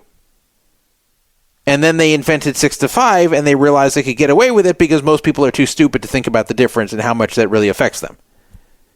In fact, I even saw a debate about this on Twitter, which was infuriating to read, where some people were rationalizing, hey, look, how often do you really get a blackjack? Like, it doesn't happen that much. So big deal. You get 6-5 instead of 3-2. That's not going to really affect how you end up doing. So someone responded and said, that's what the casinos want you to think. It's people like you that made this happen. And that's true. Those that sit and play 6-5 anyway are the problem, especially if they know. But if everyone rebelled against that, they would have to switch back to 3-2 if they knew that was the reason no one was sitting and playing blackjack. Same with the bad video poker pay tables. Same with the slots that have a very low payback. I mean, there's a lot of different innovations, if you want to call them, in gambling. 000 roulette that are very player unfriendly and that didn't used to be this way. Kind of modern or semi-modern changes that are anti-player. And if they tried this stuff in the 80s or 90s, it wouldn't have gone over. These places would have been ghost towns. Nobody would have played a 6-5 blackjack in the 90s. Nobody would have played a 000 roulette in the 90s. The reason they get away with it now is because there's much more ignorance about what is a good game and what's a bad game regarding the games being offered. People don't understand the payouts well enough to know they're playing something shitty. Or if they do, they rationalize why it's okay. Whereas those that gambled prior to 2000 knew a lot better and just would not play something with horrible rules for the most part. So if there is a rebellion against that, then the casinos would change. So this is how everything works. It's market forces. And the market will not change unless the market feels pain from the way things currently are. So I'm actually rooting for this decline to continue. The last thing I want to read is, oh, Vegas is doing great again. The decline in visitors is over. No, the best thing that can happen to Vegas, the best thing that can happen for the tourists, long-term and short-term, is for the visitation to continue to plummet and adjustments occurring to where people will start to enjoy coming again. And a lot of these major complaints will finally be addressed. One problem that is taking place in Vegas with the thinking that the corporations have is that they really do not like having any visitors who might get over on them. They don't want people visiting and getting a bargain on everything, and that person causes them to lose money. And I don't mean someone who gets lucky gambling. I'm talking about someone who comes in, barely gambles, stays in a cheap room, eats food that's a lost leader, and then goes home. They don't like that type of visitor at all. Whereas before, these visitors were seen as just part of the entire model. So yes, you'll get visitors like that, but you'll also get a lot of people that are attracted to the cheap rooms and the cheap shows and the cheap food, but then they'll gamble and lose a lot of money. So some of the people will lose a lot gambling to where it's worth offering everything else cheap. Others will take advantage of the cheap stuff and barely gamble, but that's just all the way it goes, and it adds up to where you're still making a lot of money. Because casinos did make a lot of money in prior decades. It's not like this model doesn't work. They just came to figure, hey, we can make more. Which in the short and medium term can be true. But eventually people are going to get fatigued from this whole thing, especially with casinos being available all over the country now. And even sports betting being available in a lot of states around the country. So yes, I do think Vegas does have an issue with a declining number of visitors, but I don't think it's as severe as being pressed right now on social media. I don't think these reports are honest. You'll see someone take a picture of the street not looking busy and say, hey, it's 10 o'clock on Friday, look at this. But then you won't see the whole story. Maybe the picture was really taken at a different time. Maybe you're not seeing traffic on the street because of a traffic light that's down the street and just no one has come up from the traffic light yet because it hasn't turned green. Stuff like that. So you can't believe this crap that's on social media just to get clicks. If you go to Vegas, you'll see for yourself. It's not dead. It's not a ghost town by any means. But yeah, visitation's dropping, and that's a good thing, and I hope it continues, and I hope we see some reform. I want to tell you about something stupid that happened at the Rio. This is amazing. I don't know what they're doing over there. From start until now, I don't understand what the Rio is doing. And I'm talking about the new Rio. I am not talking about the Rio that existed under the Caesars banner. I'm talking about since it was sold and renovated. They put a lot of money into renovating it. It's fairly nice. I stayed there. But they are really struggling. They are losing a lot of money. It's pretty much a ghost town. The property so far is a failure.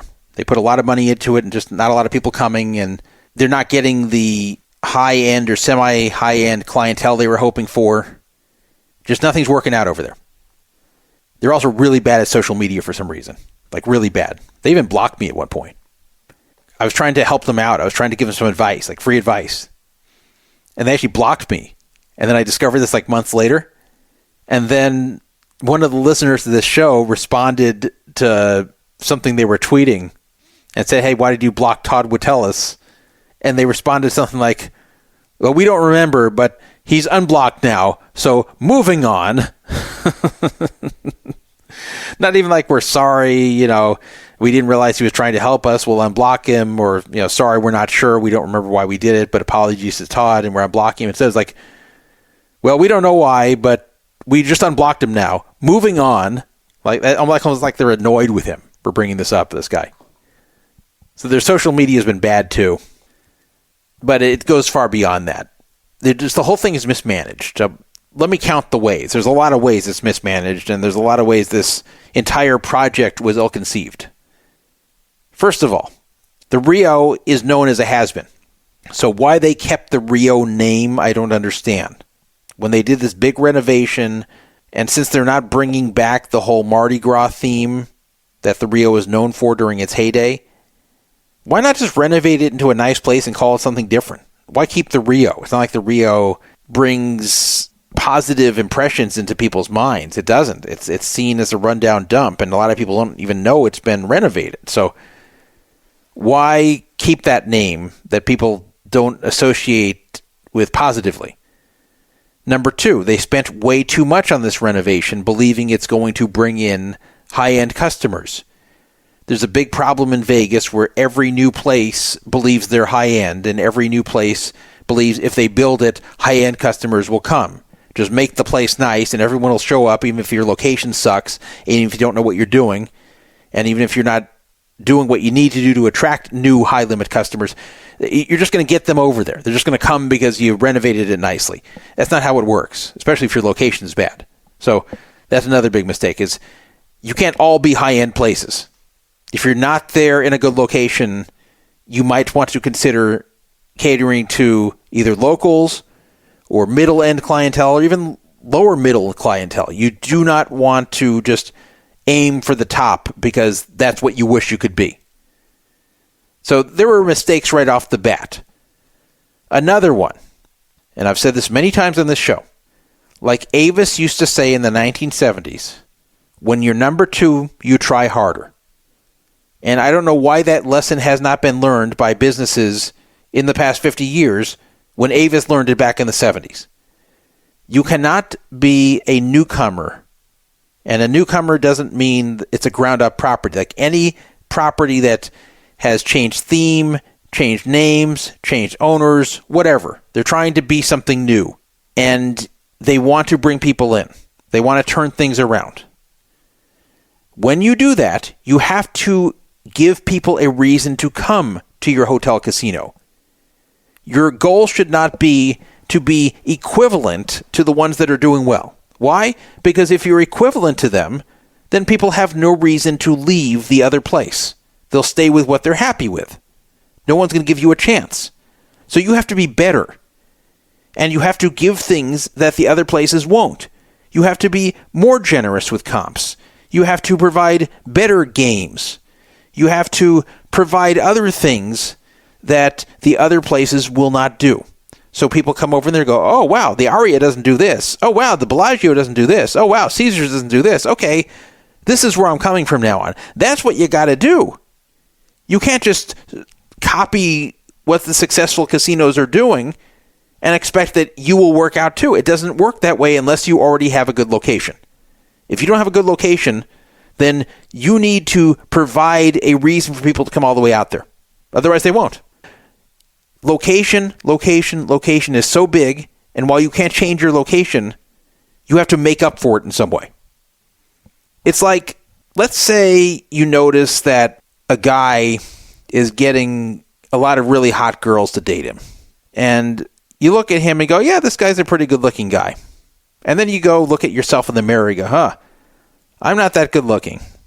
Well, I'm just going to do what he does, and all the hot girls will come to me. And people will say to him, no, you're wrong. The hot girls won't come to you because you're just copying what the good-looking guy is doing, and you're not good-looking, so it's not going to work for you.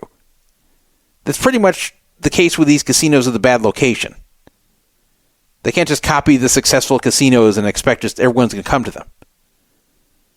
Now, if the guy who's not as good-looking brings other things to the table that attracts the women over to him, then it might work. You know, if he's got a good personality, if he's funny, if he's rich maybe, if he's nice. I mean, there's a lot of ways that he can make up for not being as good-looking as the other guy there. But if he just is pretty much a clone of that guy, except not as good-looking, all the girls are going to choose the first one.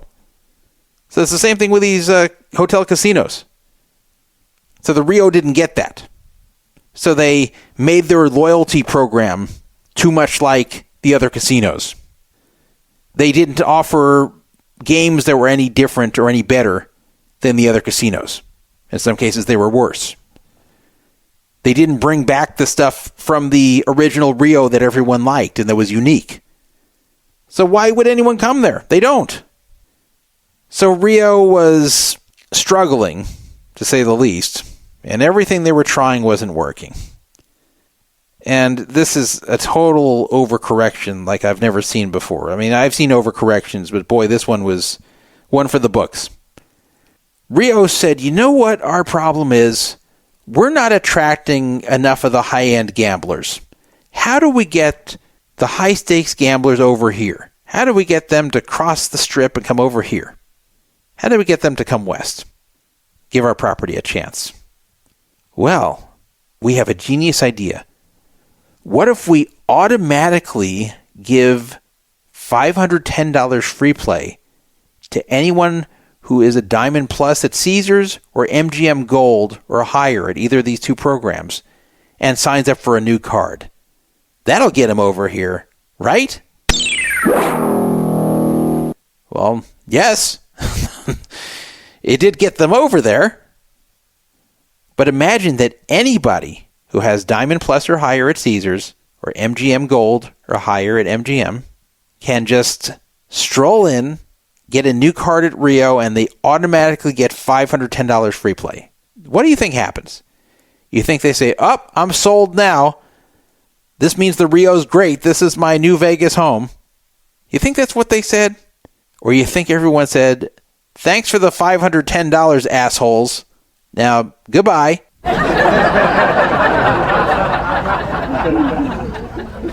Yeah, it was the latter. People came, they got their free $510, they ran the free play in a machine, they cashed out whatever it generated, they did not spend a penny of their own money, they got in their car, and they bounced. In fact, when word started getting around, there were actually long lines to sign up for the Players Club, filled with people who were Diamond Plus or above, or MGM Gold or above, that wanted their $510. In fact, there were lines that were hours long once the word really got around about this, and when the Rio finally realized their mistake and decided that they're going to be terminating this. But they didn't even do that right. It's one thing for the Rio to say, okay, we realize we screwed up here, or at least say to themselves. I'm not saying to say this publicly, but to say to themselves, okay, we screwed up here. This is not the way to attract new high-limit players by just giving away $510 by showing a mid-tier Players Club card, because all they're going to do is just play it and run. We've got to find a way to bring them to keep coming back, not to just come over here, get a card, run $510 through the machine and leave, that we give them. So you'd think when they realized that they're getting smacked by this, that every person in line is hitting them for $500, you'd think they say, okay, this is a failure. Sorry, promotion over. That's it. We're done. Don't come down here. You'd think that's what they would do. Instead, they actually gave a warning that they're going to be ending it within a few days.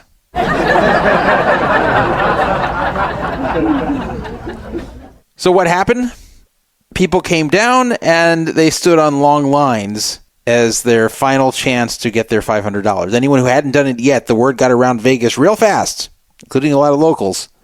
Come down, show your card, get your $500, play it, and leave. Hours-long lines of people who are trying to get that card for that sweet $510. And by the way, anyone who's willing to stand on like a 3-hour line to get $510 of free play, guess what? They're not a high roller. They're not. High rollers don't do that, Rio. They don't. That's a secret for you. If you have hours-long lines to get $500, those are people who are never going to come back to gamble. They didn't realize this. So they let people have their little final hurrah. The ones who hadn't done it yet got down there and did it. I can't even guess how much they lost. Can you imagine each person getting $510 free play? Like, yeah, it doesn't turn into $510 on average, but what does it turn into? Probably on average for something? Each of those cashing out and never coming back, multiplied by all those people, they must have gotten slammed. Laughably, they even claimed on social media that this $510 promotion was not a failure. It was a success because so many people took advantage of it. They're just ending it because its time has come. Those weren't the exact words, but they wouldn't even admit that this was being abused by people who were never going to come back, and they won't even say that's why they ended it. It's like, oh no, it was a great success. It was just time to move on to something else. Crazy. How did they not think this was going to happen? If they told me this was their idea, if they said, Todd, we want to hire you as a consultant, so here's a little money. Tell us what you think of this idea. I would say, this is a fucking awful idea. Everyone's going to come down, run the free play, leave, and never come back. That's not how you build a loyal player base. You don't just give them a lump sum like that for showing a player's card. And by the way, Rio, in case you're listening, let me tell you a little secret. People who have MGM Gold or Caesars Diamond Plus are not necessarily big gamblers. A lot of them earn this status through multipliers or promotions, and they do it kind of in like 1 or 2 sessions. And then they kind of sit and don't gamble much and just kind of subsist off of whatever they can get for free or for very cheap from the casino. These are not people that are necessarily the best clientele for you to have if you want to make money. That's why they will stand on 3-hour lines to get this $510, because that's how value conscious a lot of them are. So you might ask, well, okay, then what should we do? You're saying don't give this type of thing, but you were just saying before that you got to do something unusual, different to bring people in. Wasn't this unusual and different? Well, yes, but it was stupid. It doesn't accomplish anything other than waste your money. Here's the type of thing you could do. I'm just saying this off the top of my head. You could have a return of a cheap restaurant and advertise this, that we don't have the expensive cafe like the Strip does. Our cafe is cheap like the old days. Or you could offer much better pay table video poker, even if it's still negative EV, and push that. We have better video poker pay tables that pay this much more on average. Or you can give rewards to people for earning a certain number of tier credits that's much more generous than the other casinos. Or you could be much more generous with room comps, because that doesn't cost you very much to offer, and then make a big deal that you're being generous with room comps. Or you could have features over there, interesting things to see and do that the other places don't have. Or you could stress service very much, maybe hire more cocktail waitresses to walk around and brag about how often they come around. Make people believe their experience there will be different, will be personal, will be nice, will be high-end, will be everything opposite of what people currently don't like about Vegas. In fact, you could be the anti-nickel and dime place. Have no resort fee. By the way, they have a resort fee there. You could have no resort fee. You could have no hidden fees other than just the taxes the government charges. You could have a good players program without opening it up to abuse by advantage players. You could have all kinds of promotions. You can have contests where there's people randomly chosen who are gambling to go up onto a stage and win money. There's a lot of different things you can do that will attract people over there. You don't just give away $500 at a time to anyone who goes and gets a player's card. That is stupid. That is just plain stupid. It's just amazing to me that they didn't see this coming. Do they not know how many Diamond Plus and MGM Golds there are? Because there's a shitload of them, both local and non-local. They're just lucky this didn't get around more than it did. They've been very resistant to help, too. I have tried to help them. John Mahaffey has tried to help them. Other people have tried to help them. And on social media, they're just very flippant. Like, okay, well, thanks for the suggestion. At best, that's what they say. They don't implement anything. They're not interested in hearing more. They're not even interested in hiring anyone who seems to know what they're talking about for some token sum of money. It doesn't have to be big money. Like, let's say Rio came to me and said, hey, you seem to know a lot about casinos and what attracts people and what can work and what won't work. And, can we bounce some ideas off of you? We'll send you $1,000. I'd do it. I would totally do it. Now, I wouldn't do anything like rat out advantage players or plays I know of or anything like that. I wouldn't betray the advantage community. But if they just wanted to just run general things by me and have me tell them if it's good or a fail or have me give some suggestions, things like that, tell them what I know the players want to see and what they don't want to see and what they hate about other casinos and what they like about other casinos. Like, I could tell them that. If they paid me a small sum of money, I'd totally do it. But they don't want it. They don't want it from anybody, not just me. So they have their own ideas of what they think they're doing, and nobody knows what they're doing. The fact that they came up with this promotion shows that nobody knows what they're doing. I don't know whose idea it was, but whoever came up with it has no idea how the Vegas gambling scene works. That person should not have that position, whoever came up with this promotion idea. So they're just running themselves into the ground. They've had a lot of layoffs over time, a lot of turnover in executives. It's just a disaster over there. And judging from what I'm seeing, it's not going to get better. Which is too bad because it's a nice-looking property these days. They've really put a lot into it. But boy, is it mismanaged. The rewards program is also very confusing. Even their free play is obnoxious. They actually call it Frio Play. F-R-I-O Play.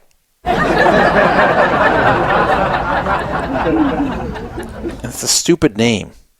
It's off-putting. First of all, that makes me feel like they're saying it's cold. Frio. So you're going to run your free play on cold machines? You don't want to say anything that reminds a gambler of the word cold.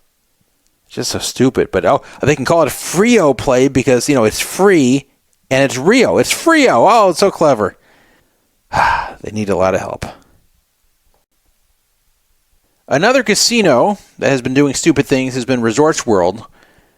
They have a similar problem to the Rio where they're not recognizing the fact that they have to try harder. They can't just emulate the competition that's doing well and get people to come. They don't have a theme. They don't have something memorable to go there for. They've got a location that's too far north in the Strip. The area isn't that good. There's a lot of reasons people don't want to go to Resorts World, and now they have competition across the street from Fontainebleau. So they're both kind of cannibalizing each other. So you would think with all these challenges, and the fact that they've not been doing well for 4 years now since they opened, you would think that one thing they could do would be make sure the service is great. Make sure that everybody is treated extremely well, especially the high rollers. Well, looks like they're doing the opposite. There is a Twitch streamer who goes by the name Xposed. That's the letter Xposed. I think he has like 400,000 subscribers. He's pretty big. I don't really follow Twitch, but he's a Twitch influencer, and I guess he has a lot of money. He decided to go to Resorts World and film himself playing blackjack for $25,000 a hand. And I believe that his friend was playing $25K a hand as well. And then something happened that's just mind-boggling. But I'm going to play it to you. This is on video because he was streaming it. Listen to this. Listen to what happened to Xposed when at Resorts World playing blackjack for $25,000 a hand. And he wasn't card counting or anything like that. He's playing negative expectation blackjack for $25K a hand. That is a dream for a large resort like this who can absorb any losses from variance, but where they're making a lot of money every hand because of the high limits involved. Can I get a water and an orange juice? Can I get a strawberry banana smoothie? This is very important, the first 5 seconds. One of them says, can I have a water and pineapple juice or something like that? And then another guy says in the background, who's also at the table, with Xposed, can I have a banana smoothie? Okay, let's listen to what happens. Sure, you have a room with us? Nope. Okay, so that question was from the floor man there. Do you have a room with us? And the guy asking for the smoothie, again, one of the 25K players, says no. Let's hear what happens next. I can't comp it, but I can... I don't understand. Yeah. I can't comp it, but I can... and then the guy says, I don't understand. This is 11 seconds into the video. It's already outrageous.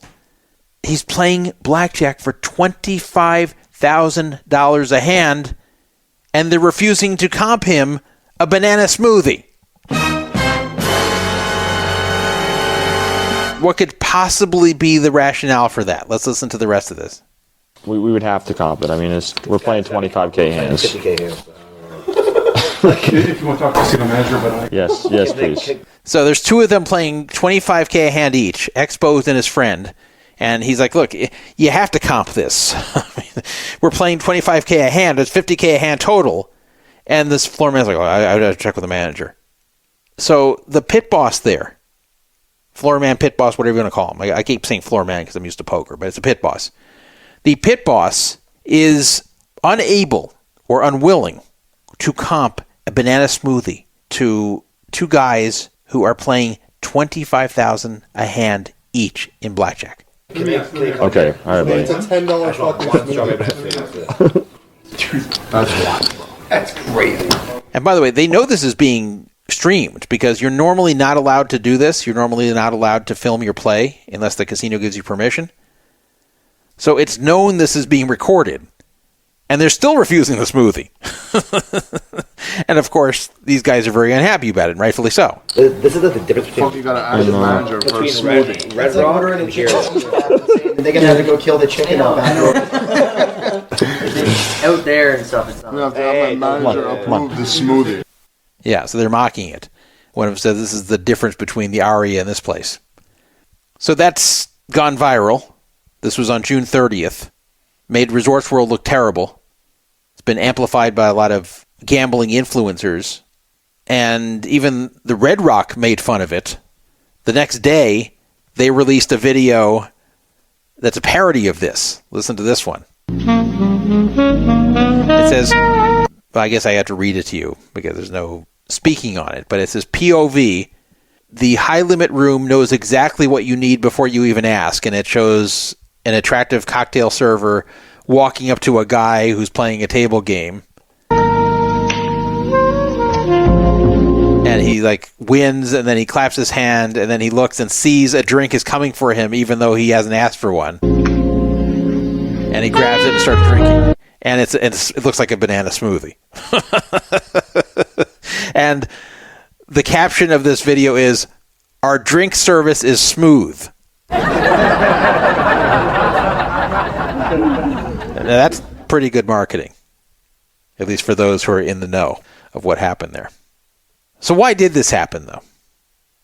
Ask yourself that. Why did this happen? Because there was a why to it. There was a reason. Why did the pit boss refuse to give a $10 smoothie to two $25K a hand blackjack players? Why is he asking, are you staying here? Oh, then I can't comp it. I'll have to ask my boss. Why didn't he just say yes? Have any idea? I know why. Do you know why? If you don't, I'll tell you. This is very indicative of what has happened to modern Vegas casinos. In the old days, and not even that old, I mean even going back to like the 2000s, pit bosses were actually given a lot of leeway as to what they could do. They were paid more, inflation adjusted compared to today, but they were actually given a lot of power when it came to deciding what comps to give people. In fact, if you were gambling back then, which I think there's a good chance you were, because everyone who listens to this show is old, but if you were gambling back then, and let's say you were gambling for a while, or let's say you had a bad session and lost a lot, even if you weren't gambling very long, you could walk up to the pit boss and say, hey, can you give me dinner? And even if you're not playing with a Players Club card, or even if that place didn't have one yet, because that became more common in the later 2000s, you'd go up to the pit boss and just say, hey, can I have dinner right now for 2 people, for 4 people, whatever. And then he would write out a paper comp, which you would then bring to the restaurant, and then they would comp you either up to a certain amount or even without a certain amount listed on it. You could just order a whole lot, and it would just all be covered. And this would all be at the pit boss's discretion. Sometimes you get a very nice comp, like a full dinner for 4 with pretty much unlimited stuff you want to order for 4 people at a nice place like a steakhouse. Sometimes you get a limited comp, like a $30 comp for the cafe. But the pit boss would decide based upon the action that he sees you putting in, and sometimes the losses he saw you take, as to what you would get. And he had the authority to do that. It's not like that anymore. They don't just hand out comps like this. They have the hosts manage it, and they have their computer manage it. And in fact, the computers also manage the hosts. So it's all very calculated. And each player is assigned a worth based upon the action he's putting in and has put in the past. And that's the limit of what they can get. And if you try to ask for something beyond that, or if you're a new player there and they don't really have a history for you, then they have a very hard time handling it, even if you are a very high-limit player, like this guy Xposed was. Now, I don't know how often Xposed has been playing there. Had he earned the comp from playing high-stakes blackjack all the time there, then the pit boss would have done it. But what happened there, in some way, either because they didn't recognize him or because this is the first time he was there, or maybe he didn't play with a card before. Maybe he wasn't playing with a card now. Whatever it was, they just didn't have a record of his previous play, and thus he had not earned any comps in the system because these comps were going to be computed by the system after he was done with his session, and that's only if he was carded. So if he was playing without a card, then he hasn't technically earned any comps through their system.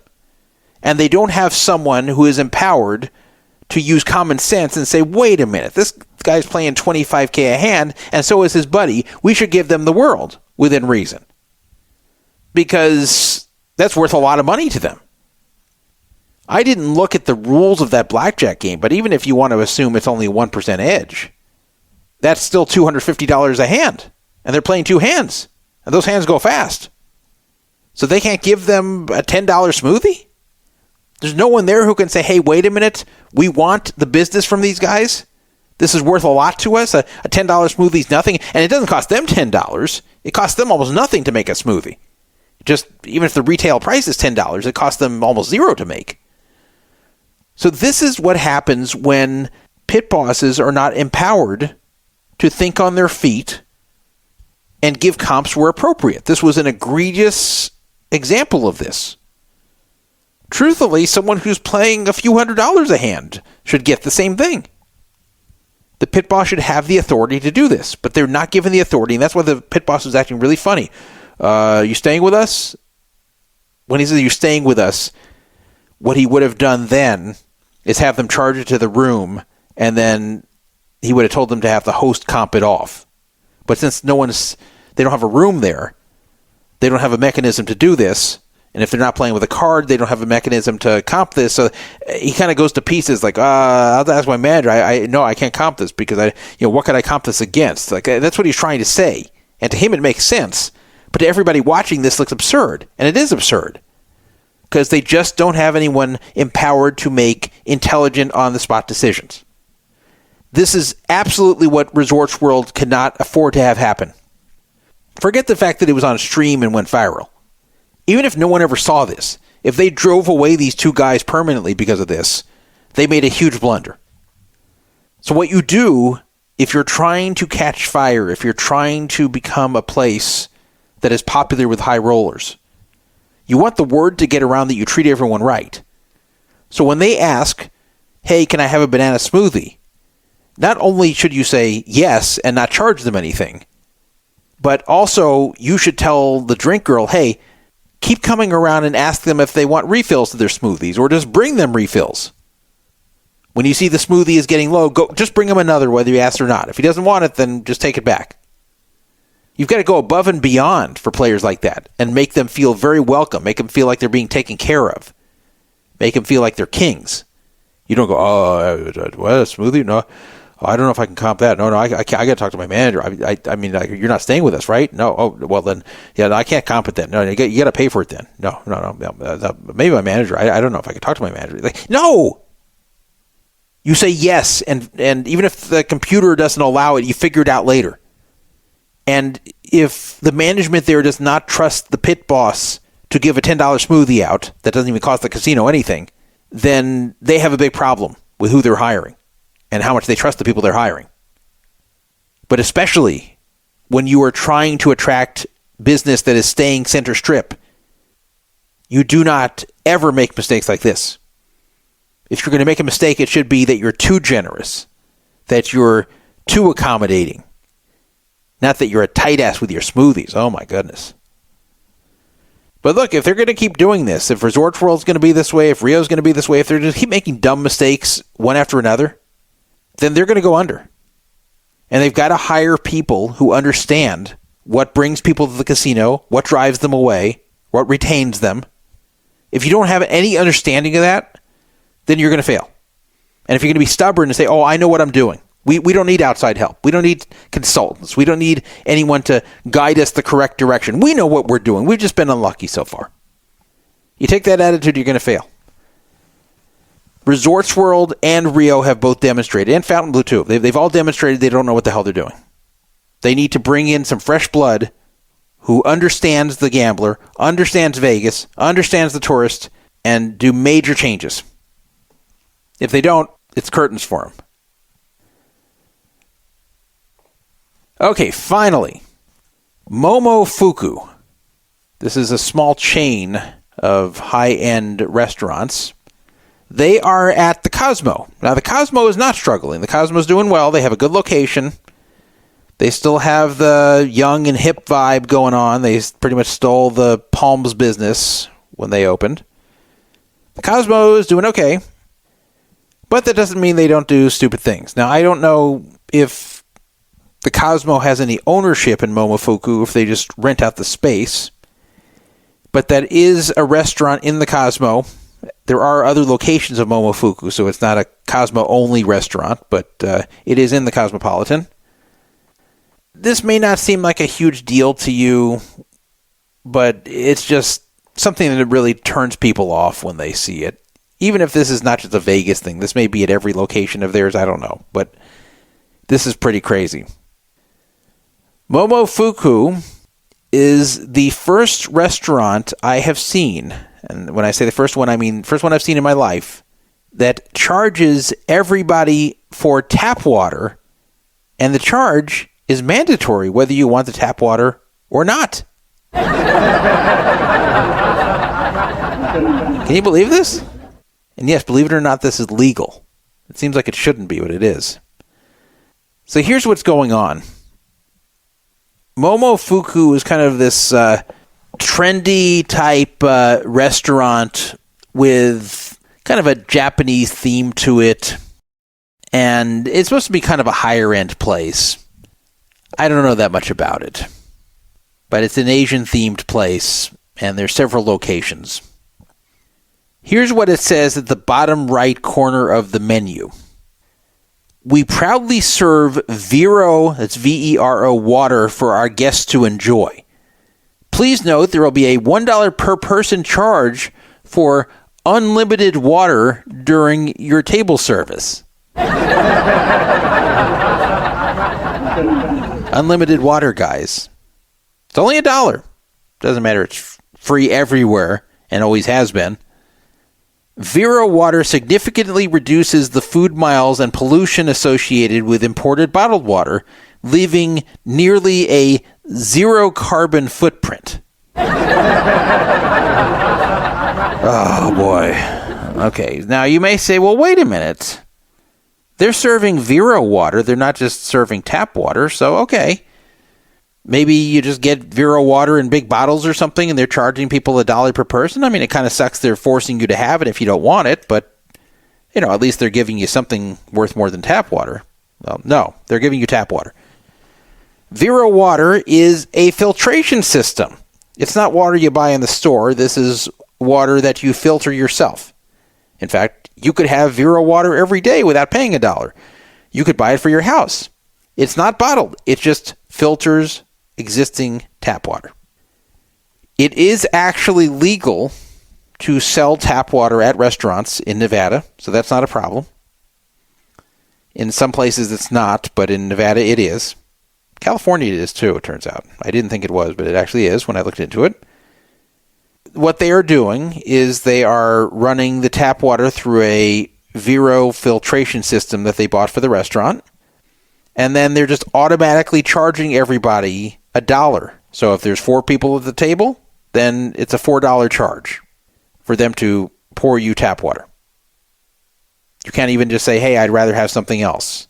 Like, let's say you're just ordering a beverage. Let's say you're drinking a Coke, you don't want any water. Too bad you get charged $1 anyway, whether you use the Vero filtered tap water or not. Now, that's bad enough. It's bad to charge people for filtered tap water. It's especially bad to charge them for the filtered tap water when they may not want filtered tap water. Let's even say they want just some other beverage, like I said, like a Coke or whatever. You're forced to pay for the filtered tap water you're not even going to drink? So that's even worse. But here's the very worst thing about it. It's not even the charge. It's that last line on the menu. Vero water significantly reduces the food miles. I'll explain what that is in a second, in case you don't know.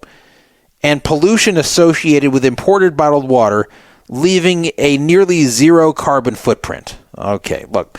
Whenever you read about a carbon footprint from a company, you're getting ripped off in some way. You're either getting ripped off or lied to. Companies do not care about environmentalism. They care about making money. Any company that pretends to care about environmentalism is usually using the environmentalism to make additional money. And they count on guilty liberals to go for it and feel like they're being socially responsible for patronizing this particular place that cares about the environment. But it's all nonsense. It's all performative nonsense. And it's fine to care about the environment. I'm just saying that you should not care this way because you're not actually making an impact. There's a lot of problems with this. Okay, so first of all, this is just all bullshit. They're completely just making up this reason that they're serving the Vero water. The actual reasons they're serving the Vero water, I would assume, would be, number one, make extra money because they get $1 per person and it doesn't cost anywhere near that to generate it. And it's mandatory for everybody, so it's a mandatory sale. And number two, they don't have to store or order bottled water. This way they get to get out of serving bottled water to people and keeping the bottled water around. And there's some effort and space that's required to do this. Make sure they have it in stock at all times. It's not the hardest thing to do, but it does require some additional effort and expense. And it's much easier to just have a Vero water machine and serve water from that and charge people. So that's the real reason. It's to make money and make life easier for themselves. It's not about the environment, okay? So this environment thing is a bullshit excuse to virtue signal in order to explain why they're ripping you off $1 mandatory each person for tap water. But this carbon footprint thing really pisses me off because restaurants in general leave a big carbon footprint, especially when it comes to washing the mass number of dishes that they generate. The typical restaurant meal will generate far more dishes per person than what a person would generate himself eating at home. So every time you go to a restaurant to eat, you are generating more dishwashing than you would had you not gone out. Now, some of this is due to presentation, where they'll put out a plate, and then you won't even use the plate, and then they'll replace it with a different plate. Or they'll put one thing on the plate, you'll eat it, they'll take it away, they'll give you a different plate. So that's presentation. And then some of it is due to sanitation. So, for example, if you touch a plate, no other guests can use that plate. It has to be washed even if it looks clean. So there's just a lot more dishes that have to be cleaned at restaurants than in a home environment. There's also a large carbon footprint from the acquiring of supplies and food for the restaurant.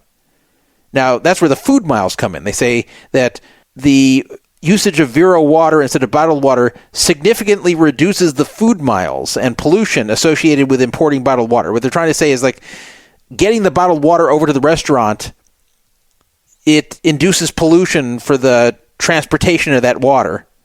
That's what they're talking about food miles, is the number of miles that the food has to travel and therefore harms the environment.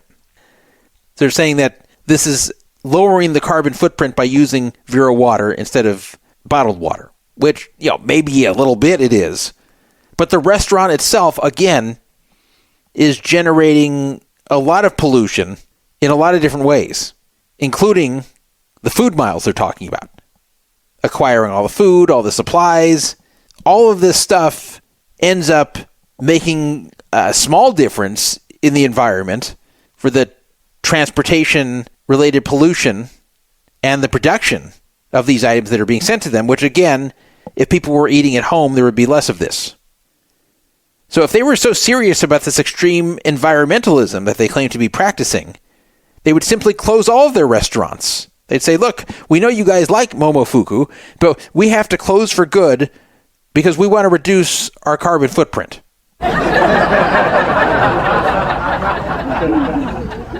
And if they really felt this strongly about the bottled water, let's say they say, well, look, we know the restaurant is generating some pollution just the way it exists. There's no way to avoid it. But look, we got to have restaurants, so what can we do? But we're going to be a socially responsible restaurant. We're not going to bring bottled water in. We're going to do our part to at least reduce that. Fine. If they really feel this strongly about the pollution generated by bottled water, there's a very simple way they can take a stand. Refuse to serve it, and then serve the filtered Vero water for free. What's wrong with that? It doesn't cost them much to generate. So why not just generate the Vero water, serve it for free, and even brag about it if you want. Even say, hey, we're serving you filtered water instead of just regular tap water. We don't serve bottled water. We feel it's bad for the environment, and we don't even like the plastics that end up in the landfills, which is actually the biggest concern. That shouldn't be about the food miles. They're even focusing on the wrong thing. But we don't want to contribute to what bottled water is doing to the environment, so we're just serving the filtered Vero water, and it's free. Now that would be at least a little bit environmentally responsible. But charging for it? That's just the money grab. Look, I understand it's not a charity. It exists to make money. I get it, that's fine. But don't try to pretend that I'm paying more because you care about the earth. You don't. You're trying to make money. I do find it appropriate that a restaurant doing this has the word fuck you in their name. That is very fitting. You know what this reminds me of? It reminds me, and I'm sure you've seen this, when you go into a hotel room and there's some sign there with cute animals on it and trees and a beautiful looking scenic river, and it says that washing towels wastes a lot of water and it releases detergents into the environment and pollutes for animals, and how awful this is and how you can do your part to reduce this by not having your towel washed during your stay. So if you want to participate in this program to save the environment, hang your towel somewhere, and that will show them that you don't want that towel washed until you check out, and that if you do want your towels washed, then you can just leave them on the floor. I'm sure you've seen that before. And they really try to guilt you into it with the pictures of the cute animals and the beautiful-looking forest and river that you don't want to pollute. And when I saw this, you know what my thought was? What's in it for me? I'm not kidding. Now, I know what you might be thinking. Oh boy, what's in it for you, huh? That's probably what you're thinking, right? No. This isn't even about being cheap. I just want them to be honest, okay? They are trying to encourage me not to have that towel washed mid-stay because it costs them money and effort to wash my towel. So it's better for them that we don't wash it. So, okay, I understand for your business, it will save you money and effort if I do not wash the towel during my stay and just reuse it. But okay, since you're saving money from my action, then I should get part of it too. So how about putting something like, if you do not have us change your sheets or wash your towels during the stay, we'll give you a $10 bill credit or a $5 bill credit. Give me something. Don't just tell me I'm saving the cute animals on the picture of that flyer you're leaving me about it.